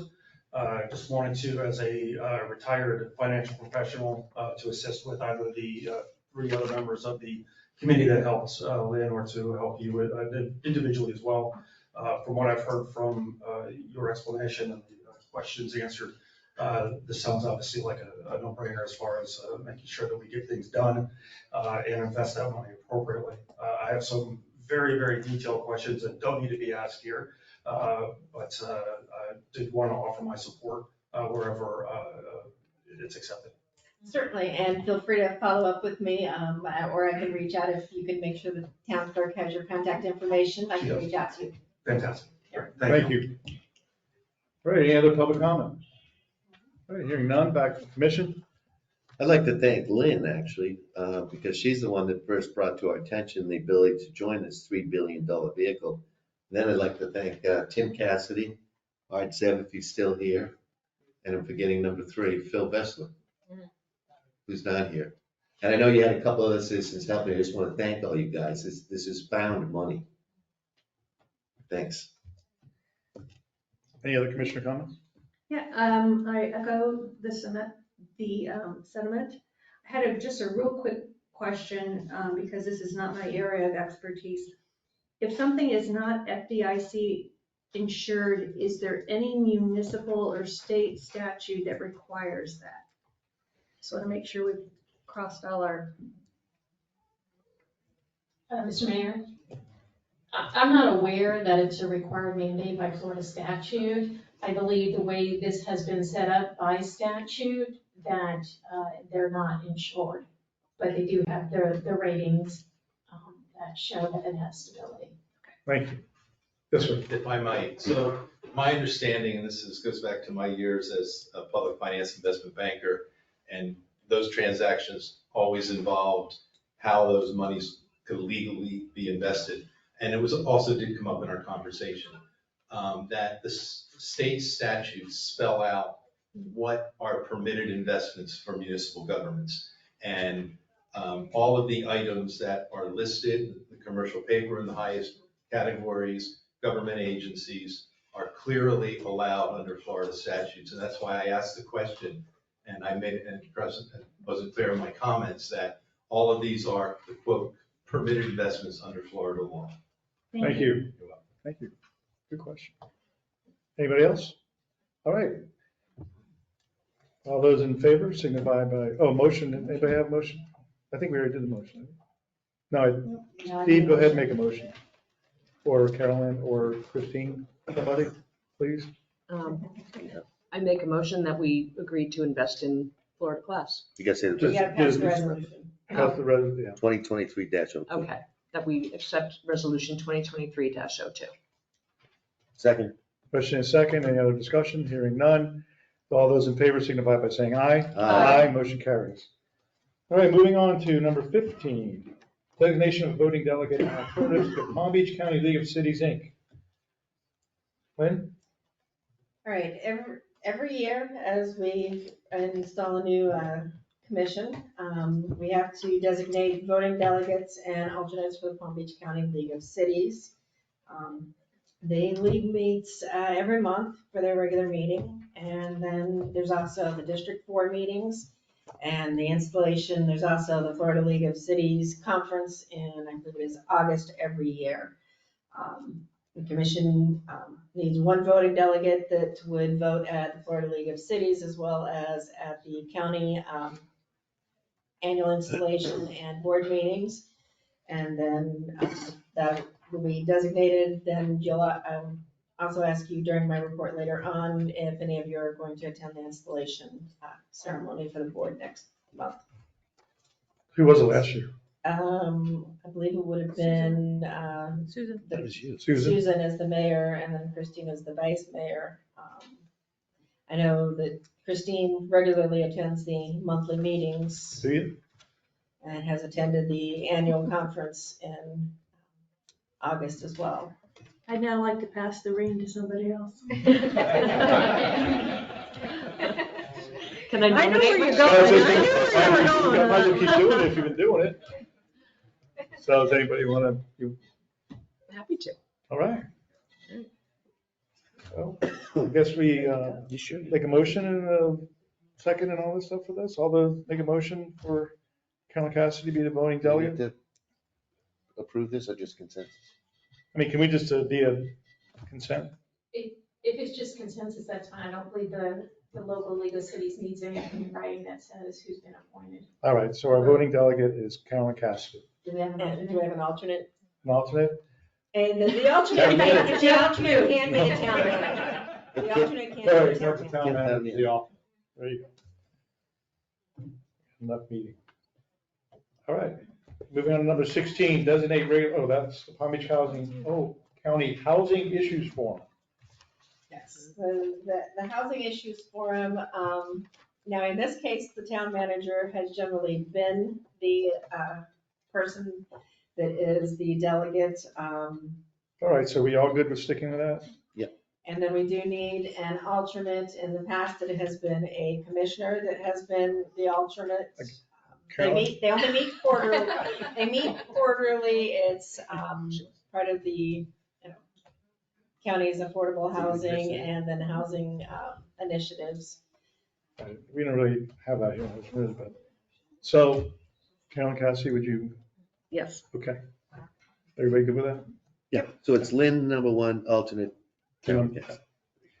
All right, moving on to number 17, resolution number 2023-05, a resolution of the Town Commission of the Town of Ocean Ridge, Florida, authorizing the execution of a note modification agreement in order to modify the terms of a promissory note of the town to replace LIBOR with an alternative interest rate index and providing an effective date. We have been talking about this as well since the beginning of the year. This resolution is required because LIBOR, the London Interbank Offered Rate, will no longer exist after June 30th, 2023. So we must amend our existing note, which is the town hall note, and replace the LIBOR with a alternative interest rate index. It does not change the swap portion, which remains at the fixed rate, which is 4.15, I believe. So it doesn't amend that, it just amends the variable rates portion of the loan. That's what this resolution does. SOFR is what Bank of America recommends that we go for. It's just the standard additional variable rate, but again, it does not change the swap portion of the loan, which keeps our interest rate locked for the remaining 5 years. Okay. Public comment, did you guys talk about this? You want to come?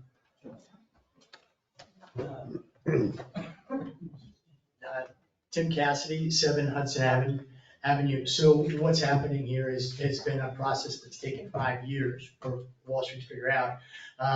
LIBOR, because of the issues, there were some issues with LIBOR about the 8 banks contributing. There was some manipulation. So they came up with a new rate, and it's secured overnight financing rate is now the standard for all swaps on Wall Street. Every LIBOR contract that's ever happened has now been converted to SOFR. And that's exactly what's happening now. So it's merely changing the floating side that is going to be adjusted to be the same exact rate. So what we're doing in essence is changing the term, but as far as our economics, they're exactly the same. Right. And this is being done hundreds of thousands of times a day. So that is the move from LIBOR to SOFR. Thank you So very I much. agree with Bank of America, that's the correct index to use. Thank you. Any other public comment? Okay, hearing none, back to the commission. Commissioner comments? All set. Need a motion. Carolyn. I move to accept resolution number 2023-05, the note modification agreement. Second. Motion and second. All those in favor signify by saying aye. Aye. Aye. Motion carried. All right, and then moving on, number 18, first reading of ordinance number 2023-01, an ordinance of the Town of Ocean Ridge, Florida, amending its code of ordinances at Chapter 64 zoning, Article 1 district regulations, Section 64-1 RSF and RSE single-family residential districts, subsection 64-1K RSE single-family residential estate property development regulations by creating specific property development regulations for the 8 parcels of real property Wow, on the east side of Old Ocean, between Anna Street and Corinne Street, to adjust minimum lot size, minimum lot width, minimum setback, maximum lot coverage, maximum floor area, and providing for codification, severability, conflicts, and an effective date. Okay, Christie, Thank you, Mr. Mayor. that's a lot of stuff going on. Yes, Mr. Mayor. This is a proposed text amendment from property owner 6073 Old Ocean Boulevard, Todd Pappas. This is a proposed ordinance that's drafted by him through his attorneys to revise the zoning regulations applicable to his property on the east side of Old Ocean, in addition to the 7 other properties that are on the east side of Old Ocean between Anna and Corinne Street. His attorney is present, and I believe he has a presentation. All right.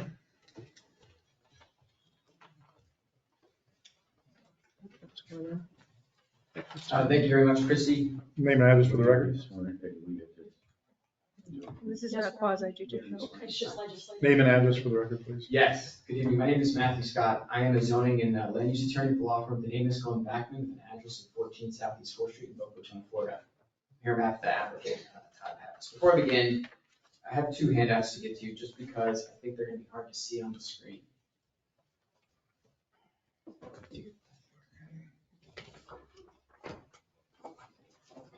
But as I said, they will be displayed on the screen. As Christy said, we're here for what's referred to as a privately initiated code amendment. So your code allows for the town to change the code, but also for property owners to apply to change the code. So before we begin, I'm hopeful you're all somewhat familiar with the background on this. I think a great starting place for my presentation, which Madam Clerk told me to make brief, and I understand for this meeting, I'm going to try to move quickly. But the starting place should be what the other property owners on the street think. And so we have met with all of them that are in town that we are able to get in touch with. And so one of the things I gave you was a copy of the letter of support that was signed by 5 of the property owners. As I said, one property owner who's out of town owns 2 of the homes, we couldn't get in touch. And then another one also relocated and is local. But I think it's really important that I share this because this has organically evolved to be something that I believe the entire east side of the street is concerned about, not just my client. And I'm going to get into that in my presentation, but I think it's really important that I emphasize that. So if you can go to the next slide, please. Here's an aerial. The proposed code amendment is sort of like an overlay zoning designation. It's for 8 properties on the east side of Old Ocean between Anna Street and Corinne Street. We focused here, of course, because my client ran into some shocking issues with redevelopment of his property. As we dove into it, what we discovered was the same issues that would prohibit him from any sort of meaningful redevelopment of his house would also block all the other owners from doing anything to their homes, such as installing a pool, or in addition to the back of their house. You go to the next slide, please. And so here's just another aerial. One thing I want to note is that these properties, kind of evidencing how unique they are in the town, they have their very own seawall that the town installed and the owners paid for that operates to protect the eastern side of these properties. And so what I'm going to talk about some tonight in my hopefully brief presentation is that these are uniquely situated properties in the town. They have unique issues that in our view call for a unique solution. So if you go to the next slide. I'll run through this quickly because I'm sure you're all familiar with it. A few years ago, the town passed what I believe was a well-intentioned code amendment to enact some coastal construction protection ordinances. I think that a lot of cities are doing this throughout the eastern seaboard, goal being coastal resiliency to combat beach erosion, other well-meaning noble purposes. But if you go to the next slide, please. But one of the features of this code amendment was that it drastically changed what property owners on the east side of these streets here along the ocean could take into consideration for determining what they could redevelop on their property. So you can skip here, I'm gonna make this quick. You can go down a little further. Okay, so the code amendment, what it did was it said there can be no development east of the coastal construction line. And also, for purposes of determining what you can consider in redevelopment of the size of the home, you can't consider anything east of the coastal construction line. So all that property that's owned by these property owners can't be considered in determining the size of their home. Can I interrupt you? You're talking the 79 coastal line Yeah. when you say that. That's You should clarify 96 to 79. I when you're apologize. Speaking. And I'm trying to go quickly Because because it's very confusing. I agree. And so the code amendment said that there could be no construction east of the 1979 coastal construction line. I'm not trying to conflate or confuse, it's just, seems like a busy night, and I'm trying to keep this thing moving, because I understand you guys have some familiarity with this. So what you see on your screen is an exhibit we prepared that shows the existing conditions there. And then you see a dotted line. That is the 1979 coastal construction line. And so what you see is there are some existing conditions where some of these 8 homes have property features east of this line. Right, go to the next slide, please. And this is sort of my most important slide, and I want to talk through it for a moment. So here is the impact of the code amendment that I again want to emphasize, I believe was well intentioned. The first column shows the gross lot areas, the entire property size for all of these property owners, what they're paying tax on, right? Because a significant component of property taxes is land area. The next column that I refer to as net lot area is the amount of land they have left after the code amendment. And so we can see just from those 2 columns alone that this code amendment, in my view, had an unintended consequence of drastically taking away what these 8 homeowners can consider in redeveloping their property. But as you maybe know the background of this started with my client looking to redevelop his home. And as we got into it, we discovered that there were not only these coastal construction issues, but there was also a lot width issue. And there's also a lot depth issue. And so as we explored this more, as I said, as this organically evolved, what we discovered was pretty much all of these homeowners have lot depth issues and lot width issues, meaning the overall zoning for these properties is RSE, residential single family estate. That requires that there be a lot width of 100 feet, there be a lot depth of 100 feet, and there be a minimum lot size. And so as we dug into it, we said, wow, look at this. None of them meet code, meaning all of these homes are non-conforming. This is a very odd thing to see in a zoning code, that there would not only be over 50% of their property taken away for redevelopment purposes, but they also be in this weird non-conforming status that requires either a variance, which we want to discourage with our codes, or some sort of grandfathering in situation, which is also not a desired planning and zoning approach. So if nothing changes tonight, if you chase me out of here and say we are not going to change a thing, under your current code, the property owners would be able to redevelop homes approximately the size of what you see on the far right column. And none of them would be able to install a pool whatsoever. And so this is pretty drastic. I say that because that is smaller than all of their homes right now. And it's drastically smaller, over 50% smaller than what they could redevelop prior to the coastal construction line change. And so you go to the next slide, please. And so here you see the impact of this coastal construction line change. You see that line, and we had our architect prepare sample size homes of what they could redevelop. And what you see is no pools east of that line, and these drastically reduced homes. So if a hurricane came in and swept away all of these homes, they would not only have lost a drastic amount of their property with the code change, the land area, they would also lose the ability to build a home over 2,500 square feet on this incredibly valuable beachside property. And so you go to the next slide, please. And so what we did after trying variances, working with the town attorney and town planner who have been great in a difficult situation, is we tried the variances and were denied. And so we said, what are our other options? And we decided our only other option under circumstances is a code amendment.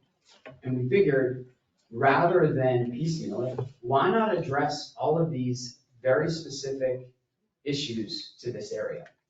Now, as you may know, Town of Ocean Ridge has already an overlay zoning area, which I modeled this code amendment after, right? So lawyers are great at not reinventing the wheel and copying others. And so I looked at what you had elsewhere and said, okay, we'll try to do something like this. And so what you see for the proposed code amendment is meant to make all of the sites conforming, meaning not needing a variance, not needing some grandfathered in special status, and also responsive to the unique conditions for these 8 properties. And so what we did first was we reduced the minimum lot size to, I believe, 20,000 square feet to 3,500. I did that not because my client has a 3,500 square foot lot, but because the smallest property owner under the coastal construction line changes has a 3,500 square foot lot. Minimum lot width, similarly, this is the only way to make them conforming is to treat them as 50 feet, which is, as I said, represented in other parts of your code. But I did understand that there was concern about front setbacks and navigability of Old Ocean. So we kept the 25-foot front setback. Then we changed the side setbacks again to respond to some of the changes that the coastal construction line added. And then we added a rear waterway setback. And the goal of this was to say the buildings could come up to the coastal construction line, 1979 coastal construction line, but that they could have a pool in the backyard. And my thought process there was this. I, trying to read the tea leaves here, presumed this commission would be reluctant to change the well-intentioned coastal construction line code changes. There are larger considerations at play. And so I tried to navigate this in a way that would show respect for the more longer-term coastal construction considerations that we're dealing with. You go to the next slide, please. Are we moving? Well, are we getting to the end? Yes. Because there's a lot to digest. Yeah. I understand, and I'm happy to take questions. I will happily explain it or go through it. How much again. more do you have to go? 2 slides, or I can make All it right, 2 go ahead. slides. I apologize, I was told I would have 10 minutes. It's only one way to go through it, right, is to go through all of it. So the second group of changes try to address the amount of land that was taken away from these property owners with the coastal construction line change. So as you saw on the first slide, the lots averaged between 15,000 square feet and 20,000 square feet. Now they're in the range of 3,000 square feet to 8,000 square feet.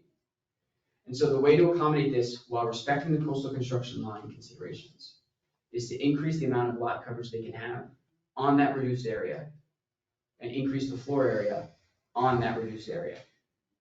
And so in examining what the properties have now, what they could have developed prior to this code change, we came up with 65% and 82%. This does not get any of the property owners what they would have been able to develop prior to the coastal construction line change, but it brings them closer, sort of acknowledging that something needs to be done here to allow these property owners to have reasonable redevelopment rights. And so if you go to the next slide, I can wrap it up. Sorry, go to the next one. I just want to show you one more. And so this shows the redevelopment potential if the code amendment is approved. What it shows is homes similar size but smaller than what's there now, and the ability to install pools. And so I understand it is a lot to digest. Mr. Mayor, I'm happy to answer any questions. We've been at this for quite a long time. I do appreciate your staff's support in this process. I'm happy to answer any questions, but it's important that I end with 2 points. One, we are here asking for your help for a challenging situation. And 2, we have met with the neighbors on this block that realize this is an issue for them, and the majority of them are supportive of this request. Thank you for your consideration. Thank you. All right, public comment. Geez, Rick, it was a spring. Good evening. I'm here not representing myself, but Chair Marsh of the Planning and Zoning Commission asked me to be here. He apologized that he could not be here himself. And at last month's meeting of the Planning and Zoning Commission, it was unanimously requested that you defer your decision on this until next month when he can be present and we can further discuss this. We, as a commission, are very sympathetic to Mr. Pappas's issues on this property.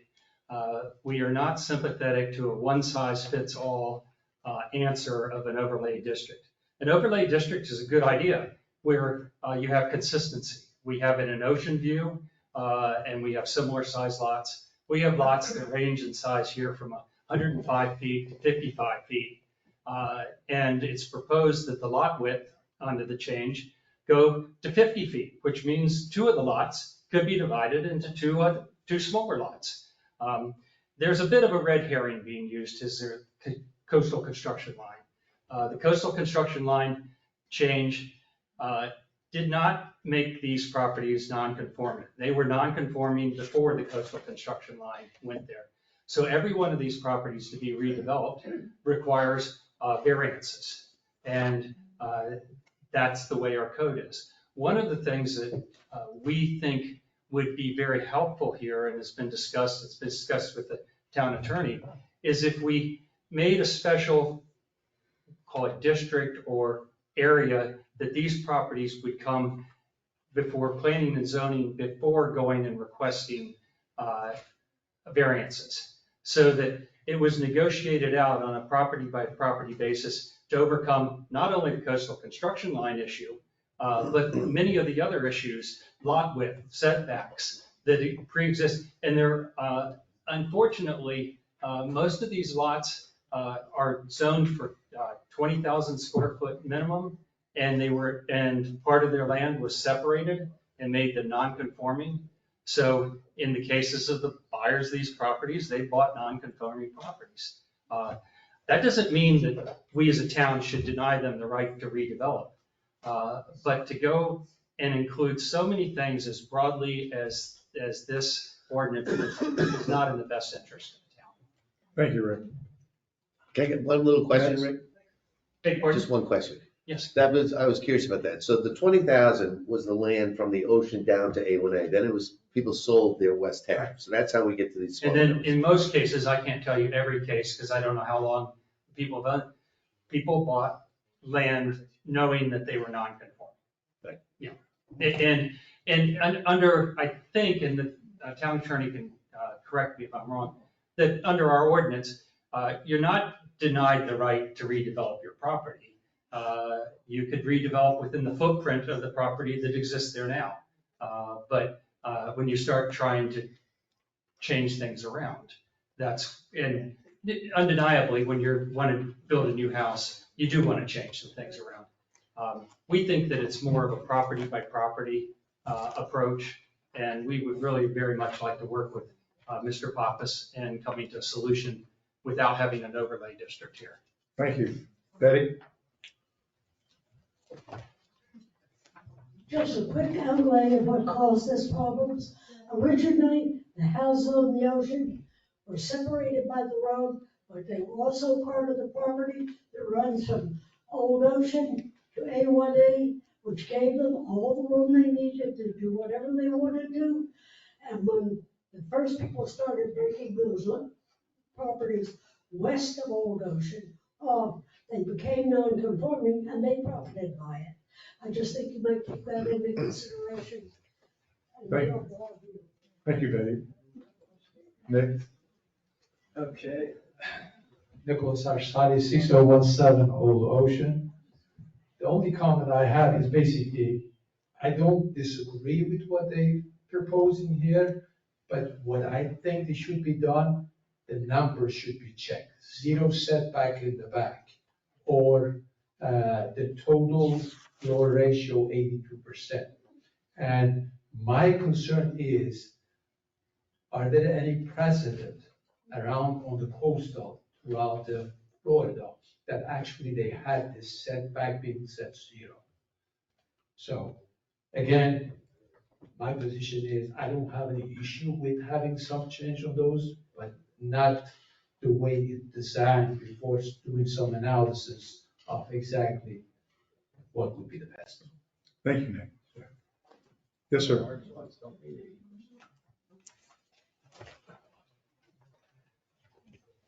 Terry Brown, Harbor Drive South. The question I have for the town attorney is, how does this change affect lot of record? And how does it affect the lots on the other side of Old Ocean? Do they still remain of record or out of record or no record? I mean, what does that mean?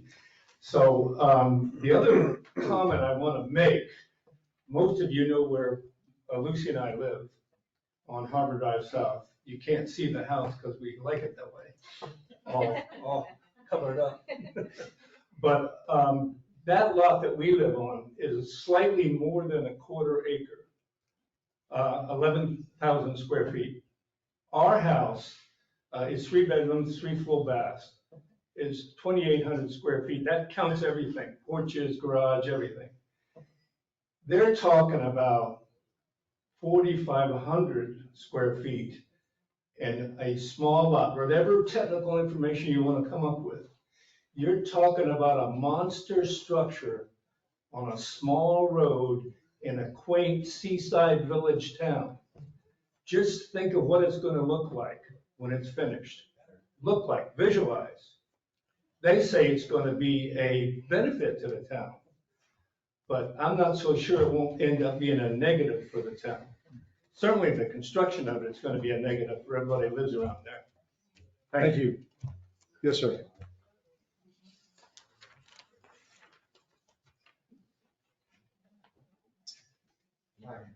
Allen Waters, 6059 Old Ocean Boulevard, one of those 8 houses. My house is 2,300 square feet. I could not rebuild my house. Where are you living? Mr. Waters, Mr. Waters? Yeah, Please my house address- is 2,300 square feet. I could not rebuild my house if it was destroyed by fire or storm.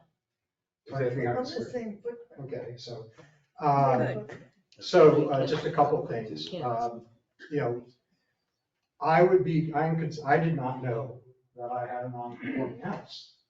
And it didn't show up on the title search, Mr. Waters, did not show up on. would you please address the commission? Yeah, okay. Thank you. Secondly, I don't feel comfortable having a situation where I have to come to many people in several layers to get the right to rebuild my home if it's destroyed. I want to be able to rebuild my home if it's destroyed. That's what I'm asking for. And I don't feel I should have, I certainly pay enough taxes to have the right to rebuild my home. Okay, so that's all I'm gonna say. I mean, it really, that should be taken off of any consideration for the future. If you need to rebuild your home, you should have that right. Thank you. Thanks. Any other public comment? Dave? Dave Hutchins, Harbor Drive North.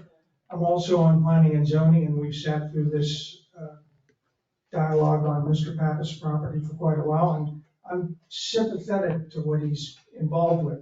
And we should note that he purchased the property after the change was in effect, so should he have known?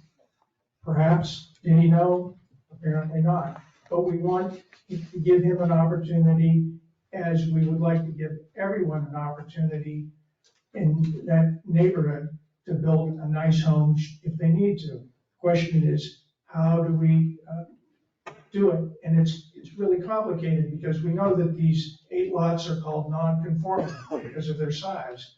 But during the discussion, we learned that we have a lot of lots in Ocean Ridge that are non-conforming. The ones across the street are non-conforming. I believe Lynn or someone during our discussions pointed out that there's really quite a number of them. So I would suggest when we get into this, that we try to come up with something that deals with all non-conforming lots. I'm not dead set against an overlay, but I think Mr. Carey made a good point. Some of these lots could be subdivided, and that might be an issue as well. So I hope you guys will give it a lot of thought, and it might take more expert testimony than I could give you. Thank you. Thank you. Any other public comment? Right, hearing none, moving back to the commission. So, just a quick question now. Was this a presentation? Because this is not something that you drafted up, correct? Correct. So I've never had an ordinance come to the town brought by anybody other than our town attorney.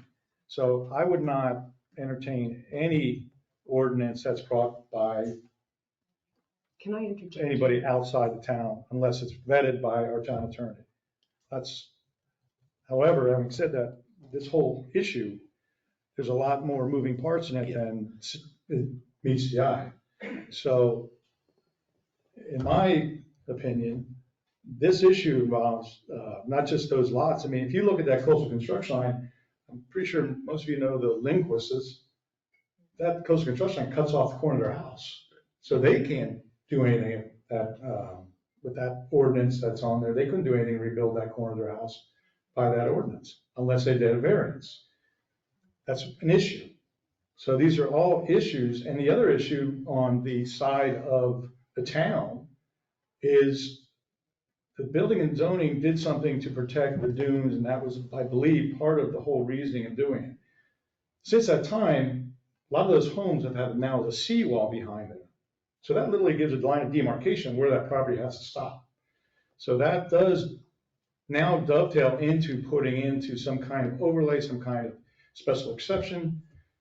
But all these questions and machinations to get this done cannot be done tonight. I mean, I think what we should do is put this back to planning and zoning. I do believe that the ordinance itself is flawed, and I think it should be repealed. And the ordinance, once it's repealed, go back to planning and zoning, take all this into account, all these different items, and then make that call and bring it back to the town commission to make an informed judgment on what's going to happen. That's my opinion. Can I just little backstory here? So when Mr. Pappas was denied by the Board of Adjustment, Mr. Scott was advised by our attorney to draft this draft ordinance. That is why he began the exercise at her suggestion. So, Mr. Mayor, if I may just clarify, it's a provision in our code that allows anyone from the town to propose a text amendment. That's allowed by code. So when they were denied variances, Mr. Scott and I discussed the fact that our town code allows for residents, actually anyone, to apply for a text amendment. So this is Mr. Papa's text amendment that's allowed to be proposed to you by town code. Right, so it's a proposal. Absolutely. It was explained, but. Yeah, but where's our staff recommendation on this? I mean, this is sweeping, it sets a precedent. Where's the staff recommendation on it? Where's the CAD drawing on it? One question that I have, I've heard twice tonight, and I don't know the answer. If someone has a structure, 2,200 square feet, 2,800 square feet, on a non-conforming lot, and God forbid we have a hurricane and it is destroyed enough where they have to rebuild it, can they rebuild to that footprint or not? You gotta add in the 79 coastal construction. I'm asking the attorney. Mr. Mayor, if the lot is truly non-conforming, then yes, under the non-conforming provisions of the code, if it's destroyed by an act of God, they could rebuild to essentially the same footprint. Backing up on this, which I believe Commissioner Cassidy was trying to explain, this originated from a visit to the Board of Adjustment requesting 5 variances to construct what Mr. Pappas wanted to construct. That was denied, with 2 of the variances being denied without prejudice, meaning that they could come back to request those variances again. The 2 that were denied without prejudice were to total lot size and to lot width, which every parcel in this area, even on the west side of Old Ocean, are affected by the RSC requirements for total lot size and lot width. So that was one thing that the Board of Adjustment recognized, that in this area, we do have a nonconformity issue. The research we did specifically to Mr. Papa's property for the Board of Adjustment and then for planning and zoning revealed that this is not a legal lot of record. Mr. Brown's question. What that means is at some point, this lot was joined with a lot across the street from it. And it may have been at that time a conforming lot. Someone split it off and sold off Mr. Papa's property, which eventually Mr. Papa's bought. When they did that and they got a separate PCN, they made a illegal lot in the town. So that's why we call it not a legal lot of record, because it's no longer a legal lot of record, because a legal lot of record means it's conforming. Non-conforming means at one point it was a legal lot of record, but we changed our zoning code and made it non-conforming. This was actions by the prior property owner that made it non-conforming, and in that case it makes it an illegal lot of record. So in researching Mr. Papa's property, that was his problem because it's not a non-conforming lot. It's not a legal lot of record. So in addition to, if he were to have his home destroyed by an act of God, he would need more variances to redevelop. So what happened then was once the variances were denied by the Board of Adjustment, I spoke with Mr. Scott and he said we want to do the text amendment. So we did work with him on some thoughts that we had because we were concerned about the coastal construction control line. And as he stated, some of the bigger impacts that that may have on the town. And this overlay was proposed similar to the Ocean View overlay off of Douglas Street. So that's what was proposed. The planning and zoning backup memo that was included in your agenda item was the analysis that staff did, primarily the town consultant, Corey O'Gorman and I worked on for that presentation to planning and zoning. And it addresses specifically the pros and cons of this text amendment. The only criteria that's set forth for this town commission to consider a text amendment is it has to be consistent with your comprehensive plan. In Mr. O'Gorman's backup, he does point out that there are goals and objectives in your comprehensive plan that are for this type of amendment and some that could be argued against this type of amendment. That's the only criteria that's listed in the town's code for your consideration of passing the text amendment that's proposed by a resident. Carolyn? So back to the legal lot of record. First of all, I've been asking about this ordinance that was passed in 2020 since May of 21, and Ken Khalil spoke to the commission at that time about it and warned specifically of, I have a printout of the minutes, he stated that the commission should repeal the ordinance and allow the rear setbacks to serve its purpose. He further stated that the ordinance will become a bigger issue when more homeowners know about it. He asked that the commission request the Planning and Zoning Commission to re-examine the entire ordinance for unintended consequences. Here's our unintended consequence, number 1. So in my opinion, this ordinance was put in place with good intentions to protect the dune. It required the unity of title for the properties that own homes along Old Ocean on the west side that also have a dune crossover. So that was a positive. But this coastal construction line, Planning and Zoning has said, well, this is what Gulfstream does. Well, the properties in Gulfstream, the single family homes on the ocean, run from A1A to the ocean. The minimum lot size, I think there is 1.25 acres. They go up to like 4 acres. It's apples and oranges. We are not Gulfstream. We have unusual properties in this zone, this area, for a perfect example, but it really applies all the way up the coast that we're going to have more problems with this when more homeowners encounter a problem, like if Marilee Lundquist's house gets damaged for whatever reason. So anyway, the larger picture is we do need to review this ordinance, but I have gone to every planning and zoning and listened in on that Board of Adjustment meeting to hear this being kicked back and forth. And one of the biggest issues that planning and zoning and Chair Marsh in particular has is the way he suggests that it has been steamrolled through, and that is not at all what happened, because I know that when Mr. Pappas first came to the town, Corey O'Gorman and Durrani instructed him to go to the Board of Adjustment for the variance requests, and he was denied. And 2 of them, I believe, were because he's not a legal lot of record, which no one seems to be able to answer. Why can't we just make it a legal lot of record, since this is an Ocean Ridge issue? They're paying their taxes, they have their PCN numbers. It seems to be something that got screwed up back in '96 when the properties were separated. So that's a separate issue altogether, but we need to look at the ordinance overall, and we need to seriously consider this overlay, because it does address, it does not restore all the rights that they lost with the enactment of the ordinance, but it attempts to restore some. And basically you have taken what their lots were, and these are not, these are not lots on a, cul-de-sac. These are lots on the ocean. They pay a premium for that lot, and to not be able to build a house that's a reasonable size for an oceanfront home is really stripping someone of their rights. So I guess we're in agreement that even if you took this text amendment, and it'd still be something that you would look at, planning and zoning to look at, and have an amalgam of all this information to make some kind of adjustment, you're really gonna have to be on the point of spear, because the definition of the not legal lot and legal lot, I mean, it makes your head spin. It's gone round and round and round is what's Right, the happened. 2020-05 obviously should be repealed. But I'm listening to P and Z, I'm listening to the wonderful lawyer, I'm listening to Christie.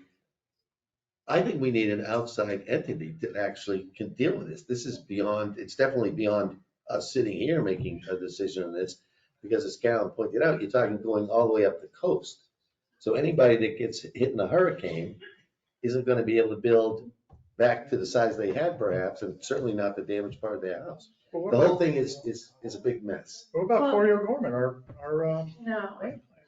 The west side also, what hasn't been mentioned is the west side homes also have the same considerations. So I think we should be looking at it in its totality, not just piecemealing it.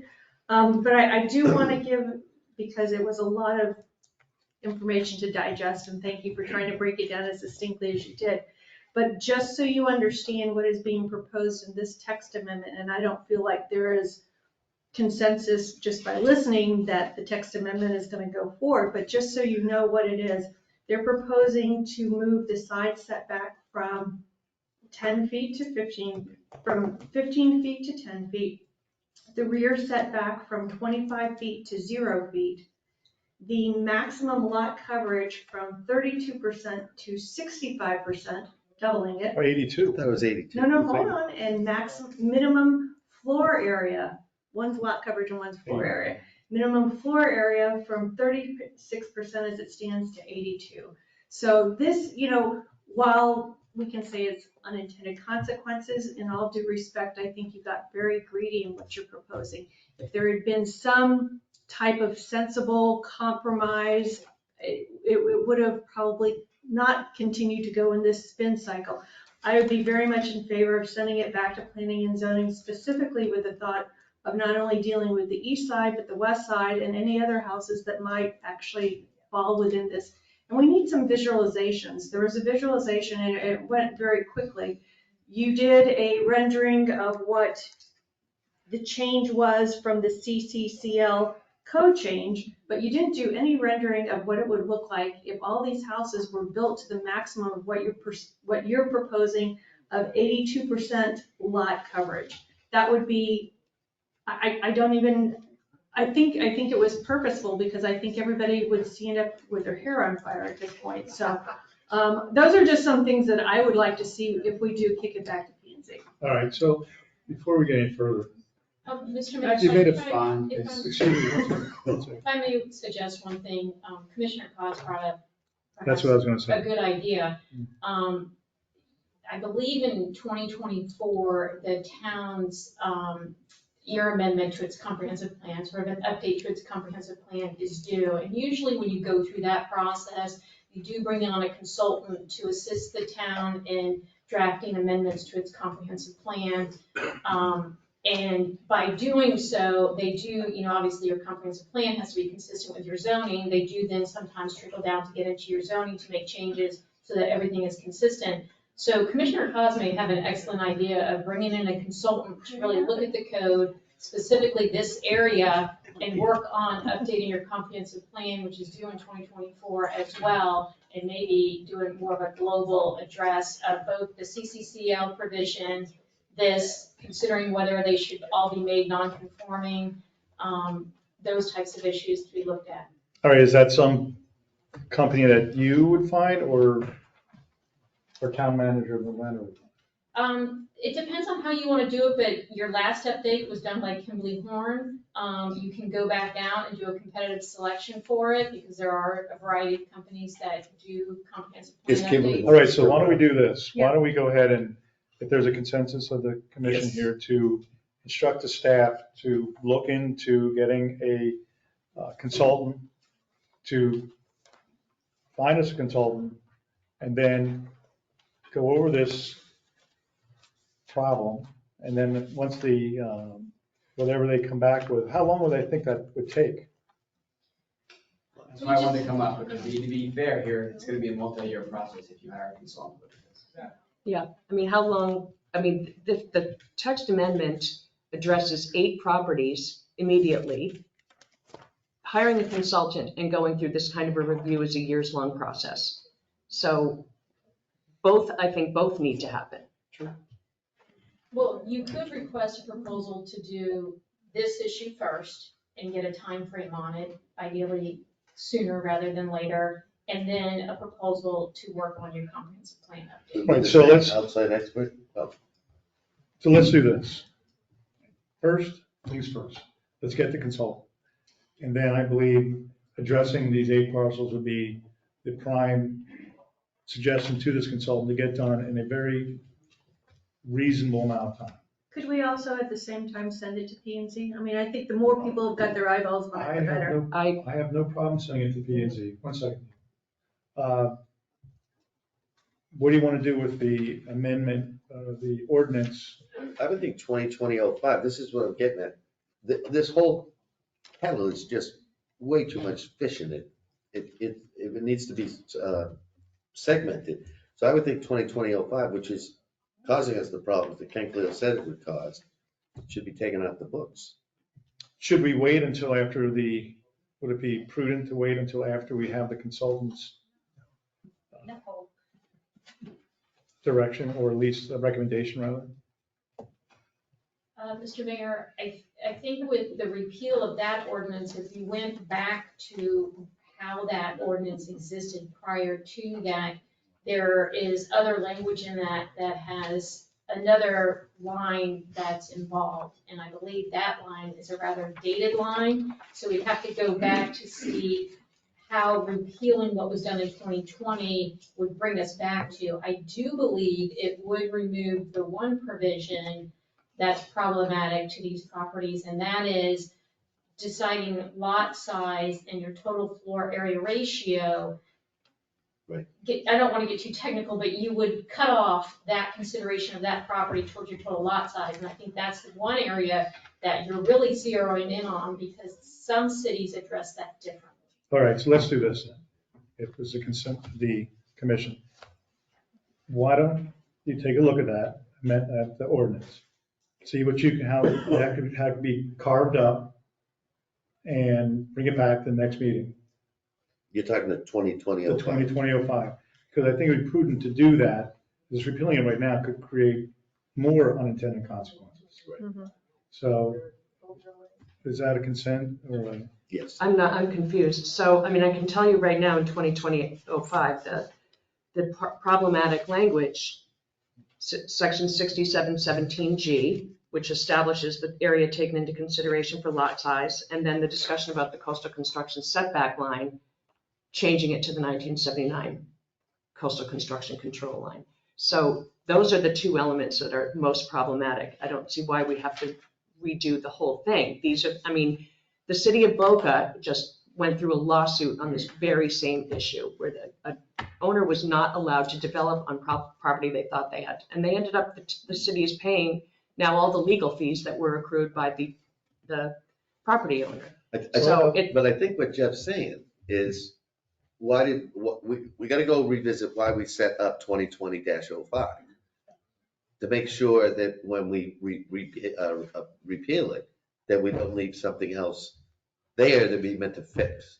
So. Repeal or modify, yeah. I mean, Right. We're not in a position, I don't think, to make the repeal this evening or sections of the code disappear and repeal either, so. It can also make my pet peeve, which I mentioned before. When we do these ordinances, the less content, the better. In other words, we put ordinances together that consider 3 or 4 different elements, which then gets us into this problem, instead of one element per ordinance. All right, so what's a consensus here? I submitted this code amendment, right, and so it's privately initiated, so I can just, and I'm actually closer to this issue than probably anyone, because I've been working on it for a long time. So I want to share that if an amendment were processed by the town attorney addressing the section that you referenced, that would go a long way in addressing a lot of the issues. That's something I want to share. And so I think that would be very helpful. I didn't pursue it because my understanding was, don't touch the coastal construction line changes, because the town was married to those. And so I wrap myself in these pretzels that we find ourselves in tonight. But I think it would go a long way and would solve a lot of the issues for these property owners. The only other thing I want to add in closing is, I have a slide, Vice Mayor, or, Commissioner Hassett, that summarizes all of the different development potential. I was not hiding it, it's public record. Mayor asked me to hurry up, and so I was trying to keep this meeting. You blame it on me now? No, I'm just saying, you said, are you almost done? I would never hide. So, in fact, I ran the math on all of it. So Jeff, to move this forward, shouldn't we put 2020-05 on the May agenda, what do we think, May agenda? Absolutely, that's what my point is. And she But said, then Christie will tell us, you don't really need to peel the whole thing, you need to peel this section, we have a discussion, but something that we can contain at one meeting. We can't contain this whole. Right, and we don't need a consultant for that. Christie is most familiar and. right, but you have your direction, you know what you have to do. Okay, great. Any other discussion? Neil, did you want to say something? Yeah, I would like to say something. Neil Hennigan, 91 Island Drive. I'm also a member of Planning and Zoning. I'd like to differ a little bit with a comment that was made that we felt blindsided. I did feel blindsided because what was given to me was choosing which baby to divide in half. I wasn't given a problem to help find a solution. I didn't know any of this was coming until I had ordinances that I already knew had problems and a solution that I think is flawed. I didn't want to choose A. I didn't want to choose B. I would like to look at it from the issues that I've heard at this meeting, that I've heard the attorney present. I would like to know what is wrong and how to fix it. I don't want version A or version B. I would like to find a problem, work with the commission, work with that attorney, work with that property owner, and change the ordinances to make them work. We never got that opportunity. It looks like you're going to. Pardon? It looks like you're going to. But I'm saying, I would like P&Z to look at it from a problem solving. That's what we're doing right now. Thank you. Thank you, Neil. There's no problem with P&Z communicating regularly with this attorney, right? No, there's No, no problem. he'd be at the meeting, just like they would be at any other meeting. And if it's the consensus of the commission at the next P&Z, I'll bring this back up to them with the 2005 ordinance and discuss that specifically. You prepared for a long meeting, you guys. Are you gonna prepare No. suggested changes to the ordinance to address these? Okay. Right. All right. Okay, so, thank you for your presentation. I don't even know where I am. Mr. Mayor, perhaps you need to vote on it one way or the other. Your options are to deny it on first reading, to defer it on first reading, or to pass it on first reading. There's not another option to ignore? But, I mean. There probably is another There is option that not, I someone mean, could come up to with. be perfectly frank, to me, I'd rather just ignore it because there's no reason to make a decision on something that there's no decision to be made. Then you would defer. Just Because you're either defer gonna while deny the draft or deny. changes. All right, whatever. All right, the consensus to defer, I would prefer Deny. denial. denial. All right, then let's Not that we don't take a see vote. potential here. All right, who wants to make a motion to I make deny? a motion to deny first reading of ordinance number 2023-01. I second that Motion motion. is second. Any other discussion? Hopefully not. All those in favor signify by saying aye. Aye. Nay. Opposed? Opposed. Okay, motion carries. All right, moving on to number 19, first reading of ordinance 2023-02, an ordinance of the town of Ocean Ridge, Florida, amending its code of ordinances of chapter 67, article 3, division 2, section 67-52, entitled Commencement and Duration of Construction, to set the maximum duration for construction in all zoning districts to 2 years, and for other purposes, providing for repeal and conflicting ordinances, severability, and an effective date. Neil, do you want to come up and just go over this? Is this something you guys did, planning and zoning did about extending the time and date? Mr. Mayor, if I may. Rick, what do you guys? It's been a while since we talked about this, Yeah. but and so don't hold me to what the vote or if we came to a vote, but the consensus, as I recall, was that that we would rather see the commission hold to a shorter deadline and grant extensions, because some of what we're experiencing now is COVID related, supply chain related, things that we hope settle out in a year or two. And to permanently put a 2-year window on this means they go 2 years and they still come back to you. You know, I would like to see, personally, the pressure be on contractors. If you're doing a job in Ocean Ridge, make it a priority. Don't take a 2-year window and put your crews on a job in Gulfstream. I want them to put their crews on the jobs in Ocean Ridge. And I think it benefits us to not extend a full 2 years. Okay. Any other public comment? I just want to say, Nicholas Arstadi, 6017, I think that's about the time to be done, because there's some construction going in this town more than 15 years, and I think definitely that's needed. It's needed? It is needed to have a limit with extension, obviously, so I agree with it. So I have a question. Thank you. Any other public comment? Okay, hearing none, I have a question for the town attorney. So I got this 2-year deal, I can build out 2 years. Does it also enable me to do extensions on this ordinance? Yes, if I can back up some. So we went through planning and zoning with this. Planning and zoning said they don't recommend a change. So we came before the town commission on first reading with the proposed amendment. As you see here, and the consensus of the town commission was agreement to make the change, however, to put a sunset date on it. And so the reason we're coming back on first reading was to add the sunset language for it to repeal itself December 31st of 2025, so you would go back to the way it is now.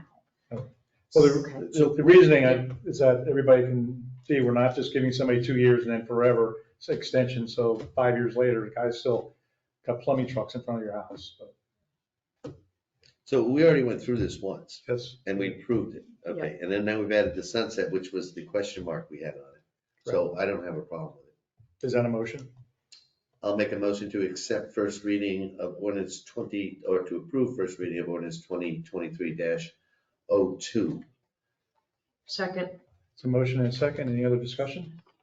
I just would like for us to revisit it when we are out of this veil of supply, short supply and demand and. December 31st, 2025. Yeah, okay, That's where it sunsets. okay.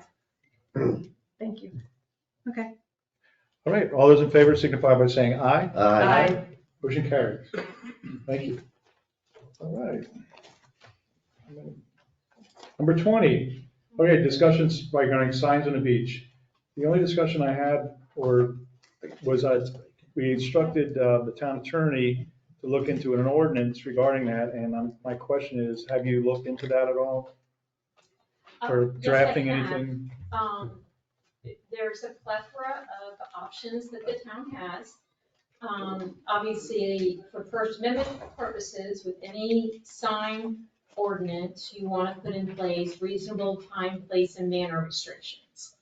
If you restrict content or you ban signs outright, you could be in violation of the First Amendment of the U.S. Constitution and face a 1983 action in federal court where you could pay damages and attorney's fees. So what other towns have done with signs where they want to put reasonable time, place, and manner restrictions is they put limitations on the duration that the sign can be up. For example, the county up in northern Florida for beach signs, they put restrictions that the signs can't be out earlier than sunset and they can't be left out after sunset. That means they're removed every day.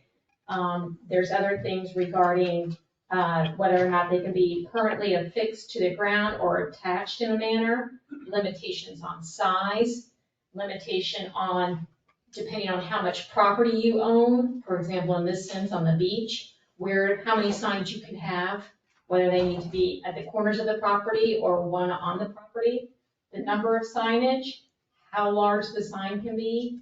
So The color of the sign, the color of the font, the type of font, all these things are within your control in selection. So drafting an ordinance in this regard is a little bit difficult. I can take my shot at it and bring it through planning and zoning and then up to the town commission for its consideration. Thank you.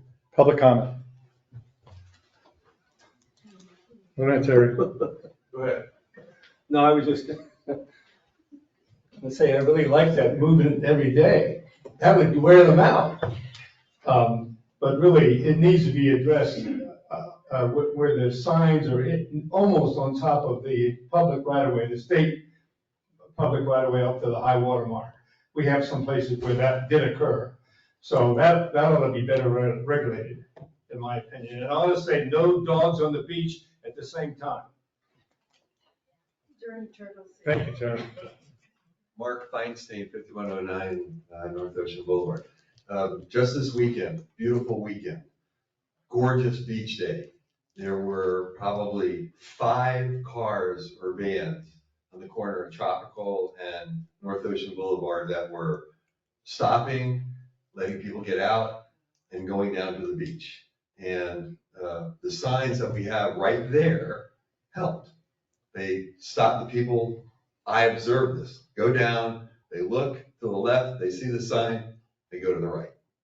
So understand signs aren't the most wonderful things to be out there, but in our case, they're needed. I just asked the commission to make sure that they take that into consideration when they decide the size, the duration. It would be extremely difficult to take the signs every day and move them and then put them back.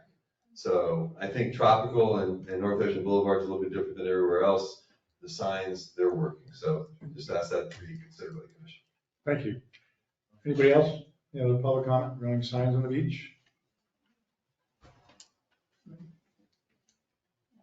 Chris, you come on? Yes. Christopher Curry, 27 Tropical Drive. What I'm hearing here is trying to regulate these signs based on all kinds of various issues other than the most important issue, and that is whether those signs are maintaining a falsehood. And in this particular case, that falsehood that I'm referring to is that I am trespassing on a beach that I have a right to, that I have a property interest in, as our attorney confirmed, I think, 6 times in her December 6th address to this commission. I am less interested in the signs and how obtrusive and ugly and intrusive on my rights they are, than the fact that they are maintaining a falsehood.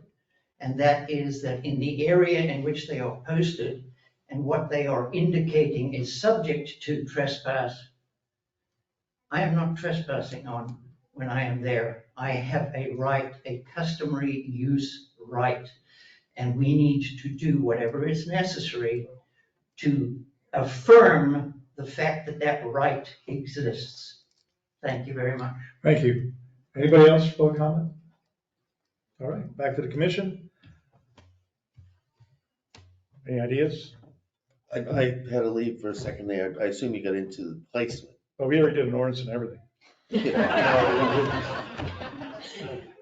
No, we didn't do it. We hardly discussed anything. Chris has a point, but that's a point to specific segments of the population, so to speak, that have that customer use. But to me, it's all a matter of placement. That's the whole game. Place the signs so that they take care of the problem or perceived problem, whatever you want to call it, and they don't intrude on the other residents' enjoyment of the beach. It's pretty simple.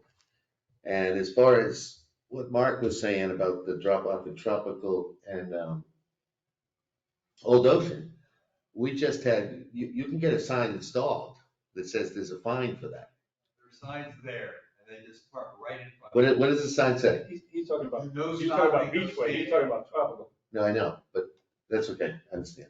Anyway, I'm all for Christie putting together an ordinance. I think placement would be the number one thing in it. As far as colors, fonts, all that stuff, just go to the standard town sign. Wording, if you want, we can get into more wording discussion. Replaced, to be placed where though? Can't do where? On the same. Well, let's face it, I mean, On the sand where they are? let's talk about Placement. toe of the dune or above a high water mark. The two egregious signs that are absolutely egregious, in my opinion, are the ones that are in fact, we have a picture of some here. Like, here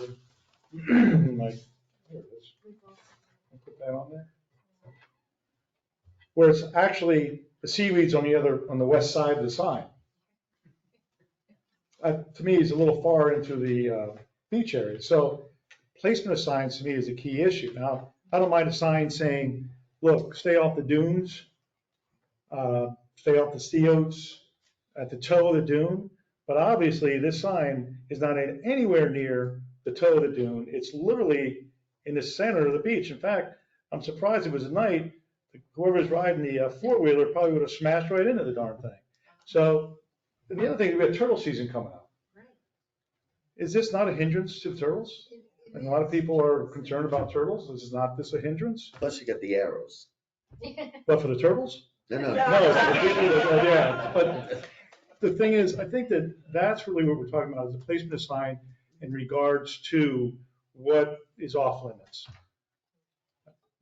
Wouldn't if we allowed the placement of the sign up against the dune, wouldn't it kind of satisfy everybody that the people that are concerned about the private, their own privacy, but yet you're not sending a clearly unwelcoming message to your neighbors? Because I think, as Britt said earlier on another issue, this has been in the paper how many times, Joe? Signs on the beach. The more we allow this infighting to go on over this issue among neighbors, and we all live here, we're just exposing our vulnerabilities to people outside. So I hope that. I agree. The other thing I think we got to take into account is everything at the beach is temporary, as we've all learned over the years. So try the signs at the toe of the dune, and then Mark, whoever is experiencing these problems, comes back and says 4 months, 5 months later, hey, we need something additional. Just try it like that. All right, well, Chris, you have consensus from the commission? That pretty wraps that up. Next meeting? The toe of the dune. Okay. But yeah, it would be good though, if is the next planning and zoning meeting before the next town meeting? What's that? It's in like 2 weeks. It's the 17th, right? Yeah, so do you think you could have something kind of draft to bring to the planning and zoning? Yes. You guys can take a look at it. All right, let's move on to staff and committee reports, planning and zoning commission. I have absolutely nothing to add. Thank you, Ray. I'm heading out of town. All right, next is the town manager. Mr. Mayor, my report's in the packet, just some major highlights. Lindsay Winters, our new building clerk, joined staff this month. She is an ICC certified tech, and she has hit the ground running.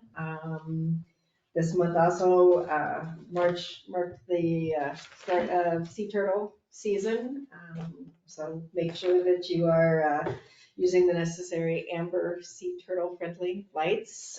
If you are on the beach, be careful digging and placing umbrellas so that you don't disturb any of the nests and clear any furniture, and try to reduce any litter if you are on the beach. And while I am speaking, responding to public comments earlier, Commission, do you have direction for me on Ms. Johnston's request for a fee waiver on her variance application? That would be something that I think you would make that call, would you not? Yeah. Okay. You're the new town manager. And then if she doesn't like the call, she can come back to us. You don't want that. The 52 Association permit for dune planting, that has been held up because of the legalities. We've been waiting on a direction from the town attorney on that, as there are multiple owners on that. I don't know if the town attorney wants to bring the commission up to date on that and then give me direction on that. So the issue was brought up to me several times on this, which is commonly referred to as Lot B, also known as the lot owned by 52 associations. Had several meetings on the issue. The property appraiser is finally sorting out the issue. As you may know, this lot was essentially divided over 52 interests, some to single property owners, some have multiple interests in the property. Property appraiser has slowly gone through, is now putting on the tax roll those ownership interests. So the town will soon be seeing actually tax revenue for this lot. However, they're not assigning it a separate PCN. So the true ownership, while we'll know through the property appraiser's office will be known, it's still just owned by essentially 52 separate interests. So what happened most recently in 2021 was the town received a letter from an attorney representing the Capri that the Capri's ownership, which I believe is at least 3 property interests in the parcels, was having a property dispute with some of the other owners in Lot B, and they were disputing who owned what as of Lot B. So at that time, we said, hold on, the town doesn't want to get involved in any kind of property dispute, so we didn't really move anything forward in terms of assisting with permits or anything for Lot B. Most recently, a submittal was made for permit to, I believe, repair some damage from the hurricane, to ask for dune trimmings and dune plantings. So the issue came up and we had a meeting with some of the owners of this lot asking about their ability to get a permit. And the former building official and I looked at it, and in order to get a building permit for what they wanted, we determined that we would need half of the owners to sign off, along with the hold harmless, because at that meeting, I specifically asked them, is the property dispute still going on? And they confirmed it was. So in the interest of protecting the town, we said in order to get the building permit, we would require 50%, more than 50%, to sign off on the building permit with a hold harmless agreement. I understand that the planning permit or the dune trimming permit was issued, and now the only issue is the planning permit. I don't know the specifics of those permits because I was mainly dealing with the building official. So that was what we came up as a compromise so that they could get repairs done. But if they're still in a property dispute, that's where I have to say, as sort of your risk manager, I don't want the town to get brought into a property dispute. Because if we approve a permit and part of the owner doesn't want that permit and that work happening, we're gonna get drawn into that dispute. Well, you said that the town, if they got 26 people, basically, then we really are required to give them a permit, are we not? Correct. So, have they brought 26 people for And the while- replanting? The planting permit that has been submitted, no, but it's my understanding they have reached out, and I don't know if you've had a chance to see it yet, Christy, to you about a potentially loosely formed association. Unincorporated association. I spoke to you about that. Yeah, Commissioner Cassidy spoke to me about that, but the last conversation I had with members of that was that there was a real property dispute going on between who holds the interest in that lot. Between Capri and the 42. Okay, so. Meanwhile, Capri got their planting permit and their planting is done. Right. But that is on lot. I understand. So what's at risk? So what? Right, here's my point. So we say, sign a damn permit, let him go put some plants in. And then somebody comes and gets angry. So what happens? The plants are removed. We're talking plants in a dune that helps preserve the dune. I don't understand why we're We're spending not this talking kind about of a time. lawsuit, right? I mean, What? we're not talking about potential No, lawsuit. we're not It's talking just about a legal. house. Yeah. We're talking about plants in the dune. Let's do it.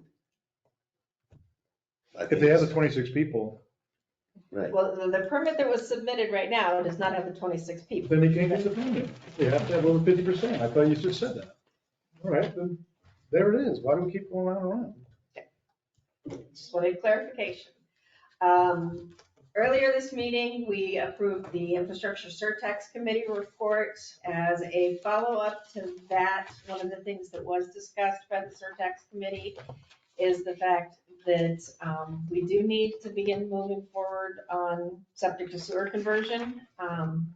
We have $774,000 and some change, I believe, in that, in the original report that was put together by the Septic to Sewer Committee, the next step would be to begin the preliminary design, the actual design engineering, which is what it takes if we want to apply for any kind of legislative appropriations, or if we want to start applying for grants for septic to sewer.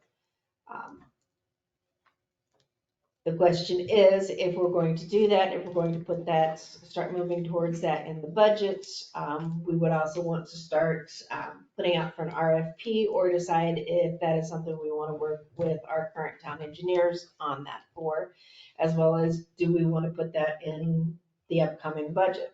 Septic to sewer is something that realistically will be coming sooner rather than later. We've already pushed it out 3 years from when the report was initially brought forward to the town commission.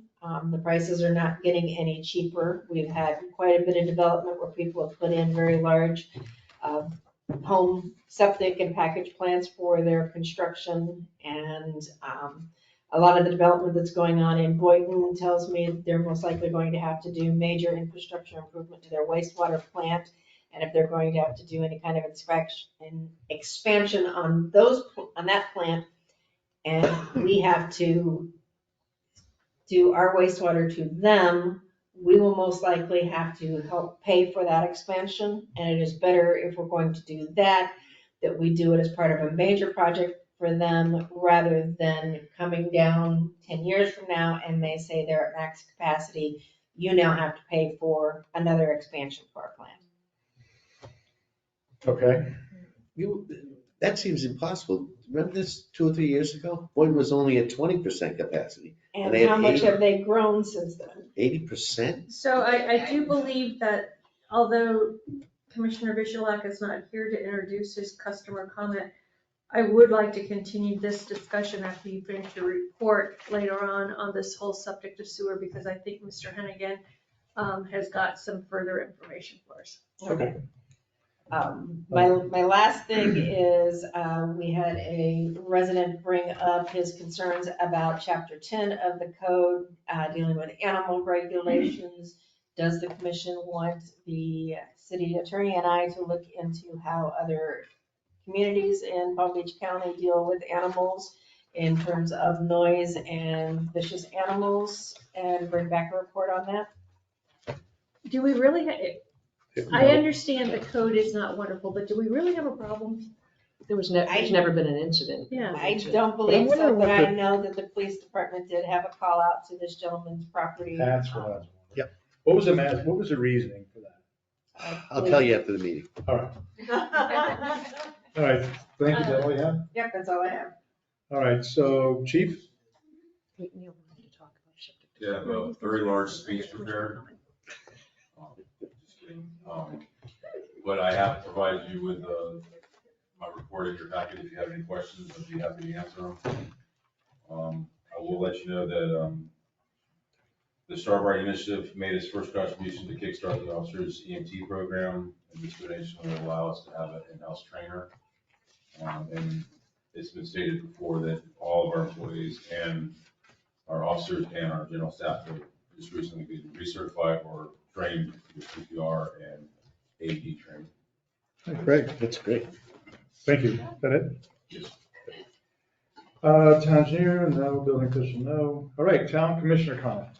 You want to take over the septic thing right off the bat? It's not mine to take over. I think Mr. Hennigan. Oh, Mr. Hannigan has a report. Being chair of the committee has got some information. Okay.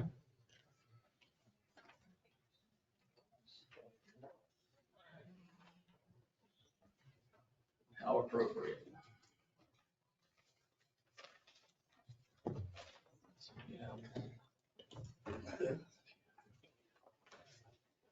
Thank you. Thank you.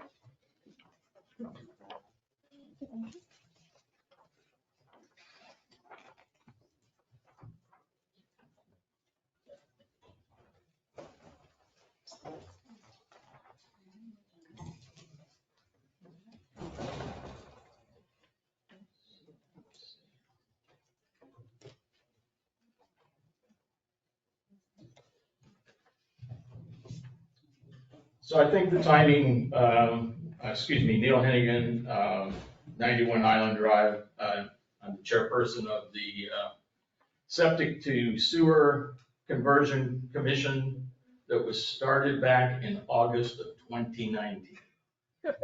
Jeez. Long time ago. A lot of water under the bridge, let's say. I think there's been a lot of comments lately as to what's been going on, where are we today? What has not been going on is just as important. So let me speak as the chairperson about a little bit of the history. I'll try to do that as quickly as I can. I won't go into nuts and bolts. And then in deference to, is Ron Kern still here? I'm just going to speak as a member rather than as the chairperson, because I have some opinions, I have some recommendations, but we have not met as a committee since COVID.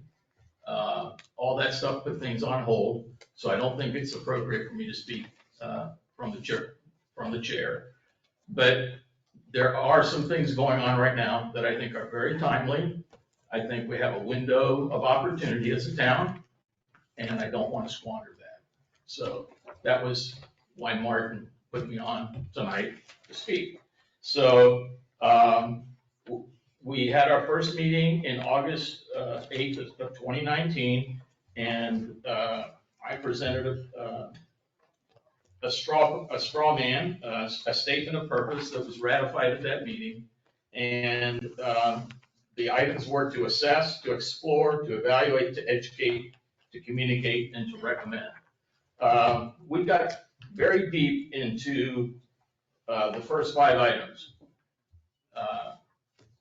We did both an engineering assessment led by town engineer Lisa Trepecki's company. We explored the situation within the town in terms of how things were broken up from single family to multifamily, to the various types of septics within single family, and also the different types of package plants in the multifamilies. We evaluated what condition the infrastructure was in, and my understanding, I've heard recently from Ron, it's deteriorating again in the multifamily, correct? Yes. So I think single family is holding its own, but every new septic tank that goes in is the extremely expensive Hoots system, the high-tech 3-stage system, not the old drain field. So that's not going to get cheaper. Nothing's going to get cheaper. We have certain communities in the town, Crown Colony's now entered it, Wellington, that are fragile, to say the least. Whether we are polluting, that's debatable. I think Christine, the ex-vice mayor, Commissioner, has told me that something has come down that's talked about, I believe we have some package plants at the Ocean Club that actually the effluent eventually filters into the intercoastal. We do not live on a waterway that is environmentally impacted. We do not destroy any groundwater. So these are very important concepts because both of these exclude us from getting help. So. Can I interrupt, Neil? I hate to do this. This is such a big thing. We wait to the very end of a meeting. Right. I think this should be moved to the May agenda and put up top. Okay. Because you got a lot to say and it's worth saying instead of you trying to rush through this, because I remember back in 2019 when this all started. And the bottom line is, the question is on the budget, we need money at this point to help us get the grants. And But you're gonna get to that point. I don't I want to sure steal that am. from you. But I think this is way too important. You're talking $30-40 million here. And we're doing it at 9:00 at night on a Monday? Well, no, you're not gonna be talking 30, 40, not anymore. Oh, come on, Neil. The residents will pitch in. Yeah, no, but I'm just saying, that's one of the issues that I'm gonna highlight. But, I mean, do you want me to cut to the chase, or do you want to have this meeting, or, I mean? To be perfectly frank, I think that's a great idea because we've lost 2/3 of the audience. And I think a lot of the I'm more than residents love to hear this. willing to do that, but then That'd be I number wanna one. ask you, I wanna still get to my bottom line, is I wanna invite somebody to come here. Who? Okay? I want to invite, I don't know if any of you are familiar with the Florida Governmental Utility. Okay? The FGUA. Okay? I've been interacting with them for quite a while. I would like them to come and speak to you. And they are an interlocal government body, the same as you are, the same as Boynton Beach is, and they have the ability to get a utility up and running for us, both water and sewer, and operated. Okay? And Well, can we schedule that? What we can do is schedule that with the town manager, get together, maybe we can do this at the May meeting. so I wanted your permission to extend that invitation. Absolutely. Sure. When would you like it? The May meeting should have, a Neil Hennigan presentation, septic to sewer. Same thing. I would say put that as the first item on the regular agenda. And then what about this guy? No, bring him at the same time. Yeah, the two of them Excellent. was first item on Like, the okay. agenda. That's good for me. Let's do it. Okay, so when's the May meeting? May 1st. Monday. Monday, May 1st. I'm just going through my head the calendar. I hope he has that availability, but I Well, will. call him if he doesn't, we I can do will it extend soon. it, exactly. And if not, then I will just speak at the May meeting independently of Indy. That's fine Is too. that But okay? you gotta do it at the beginning, because that's where Right. most people are here to hear That's you, what you fine have to with me. say. Well, and a good portion of this introduces the FGUA. Okay. Yeah, but we can do it at the next meeting. Yeah. Thank you, Neil. Great. We'll have Neil speak and then introduce the representative. You can just get me his name so Neil, we can. you want these back now? We'll keep them. Ron, I just you had to come up and speak, a name and address for record, the whole shooting match. The guy just took a knife out at me and said, make it quick. No, the only thing I wanted to mention, Ron Kern, 5510 North Ocean.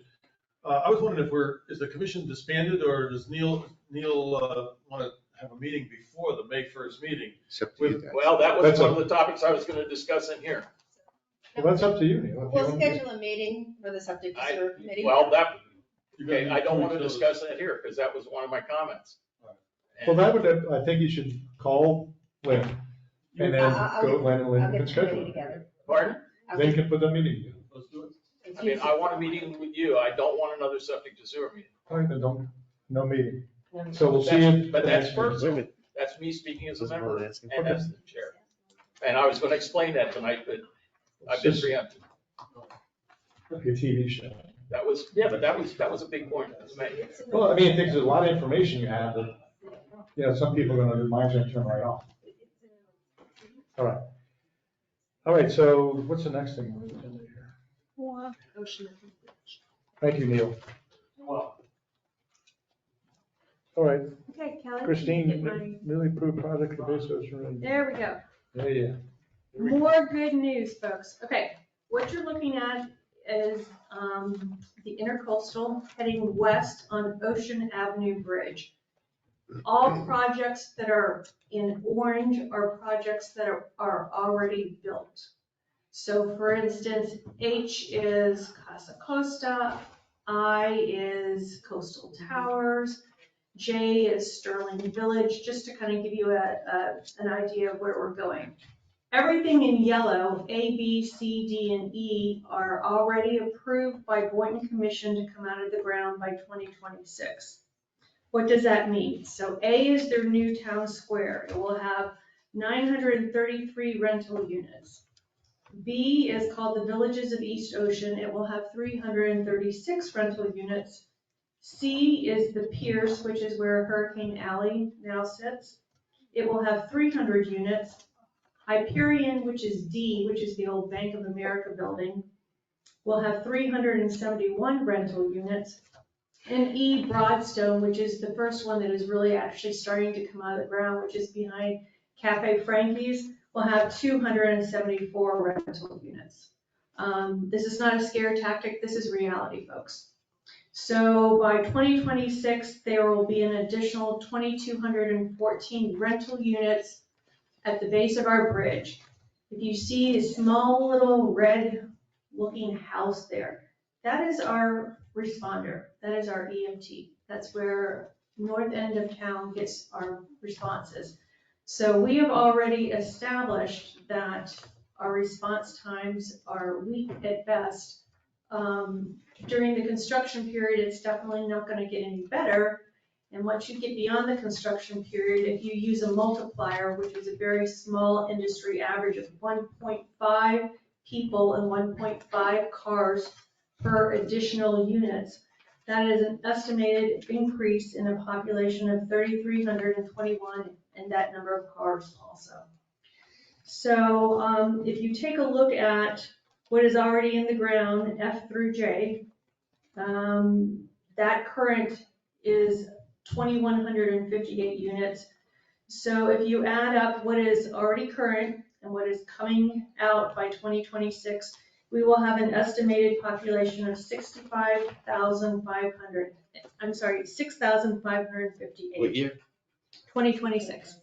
That is if it gets built. Yeah. But It's coming. it's coming. And so I don't think any of the discussions that we're having about protecting our dunes or protecting our roadways or anything else like that is too premature. So again, this is not a scare tactic. I spend many evenings with Boynton in their commission chambers, along with our friend Ernest. And it's a brand new commission. 3 of them have sat there less than a year. They're still got their training wheels on. But all of them agree on one thing, which is they want a downtown and they want it quickly. And they feel like having rental residential units is the way to get there, so. Thank you, Christine. So our next meeting, should we, or whatever, it doesn't matter to me. Remember we went into improving the east side of the Ocean Avenue Bridge, so you've got a clear demarcation into Ocean Ridge. And I wanted to put up a paver triangle with a yellow cement. Is anything that indicates to people coming over the bridge that this is not Boynton, this is a different town, and quiets those roads. The roads are so wide, people will be blasting through them. But we thought about doing an island. Right. Right when you, actually the downslope. Just east of the bridge, right? Yeah. So maybe we could revisit that. Lynn, it was before your Toll time, Bridge? but it was all drawn up. Toll Bridge? Toll Bridge, yeah. That's Kaczynski's plan. Who's gonna be the ogre? Yeah, I have one final note. Shoot. Why? Because I sit up here. I'd like to thank Ocean Ridge residents and staff. Being elected and appointed as your commissioner, your mayor, and your vice mayor has been a multi-year vote of confidence. I appreciate your support, and I've worked hard over the past 5 years for the residents in our town. Unfortunately, family obligations now need more of my time and energy. So effective tonight, I am resigning my seat on the commission. I have been proud to serve this town and represent this town. I'm sorry, I know crying makes some people uncomfortable. I actually like it. I wish nothing but the best to our staff and to all of those on the dais. Ocean Ridge truly is a wonderful, wonderful town, and it's worth fighting for. I wish everybody the best of luck. Thank you.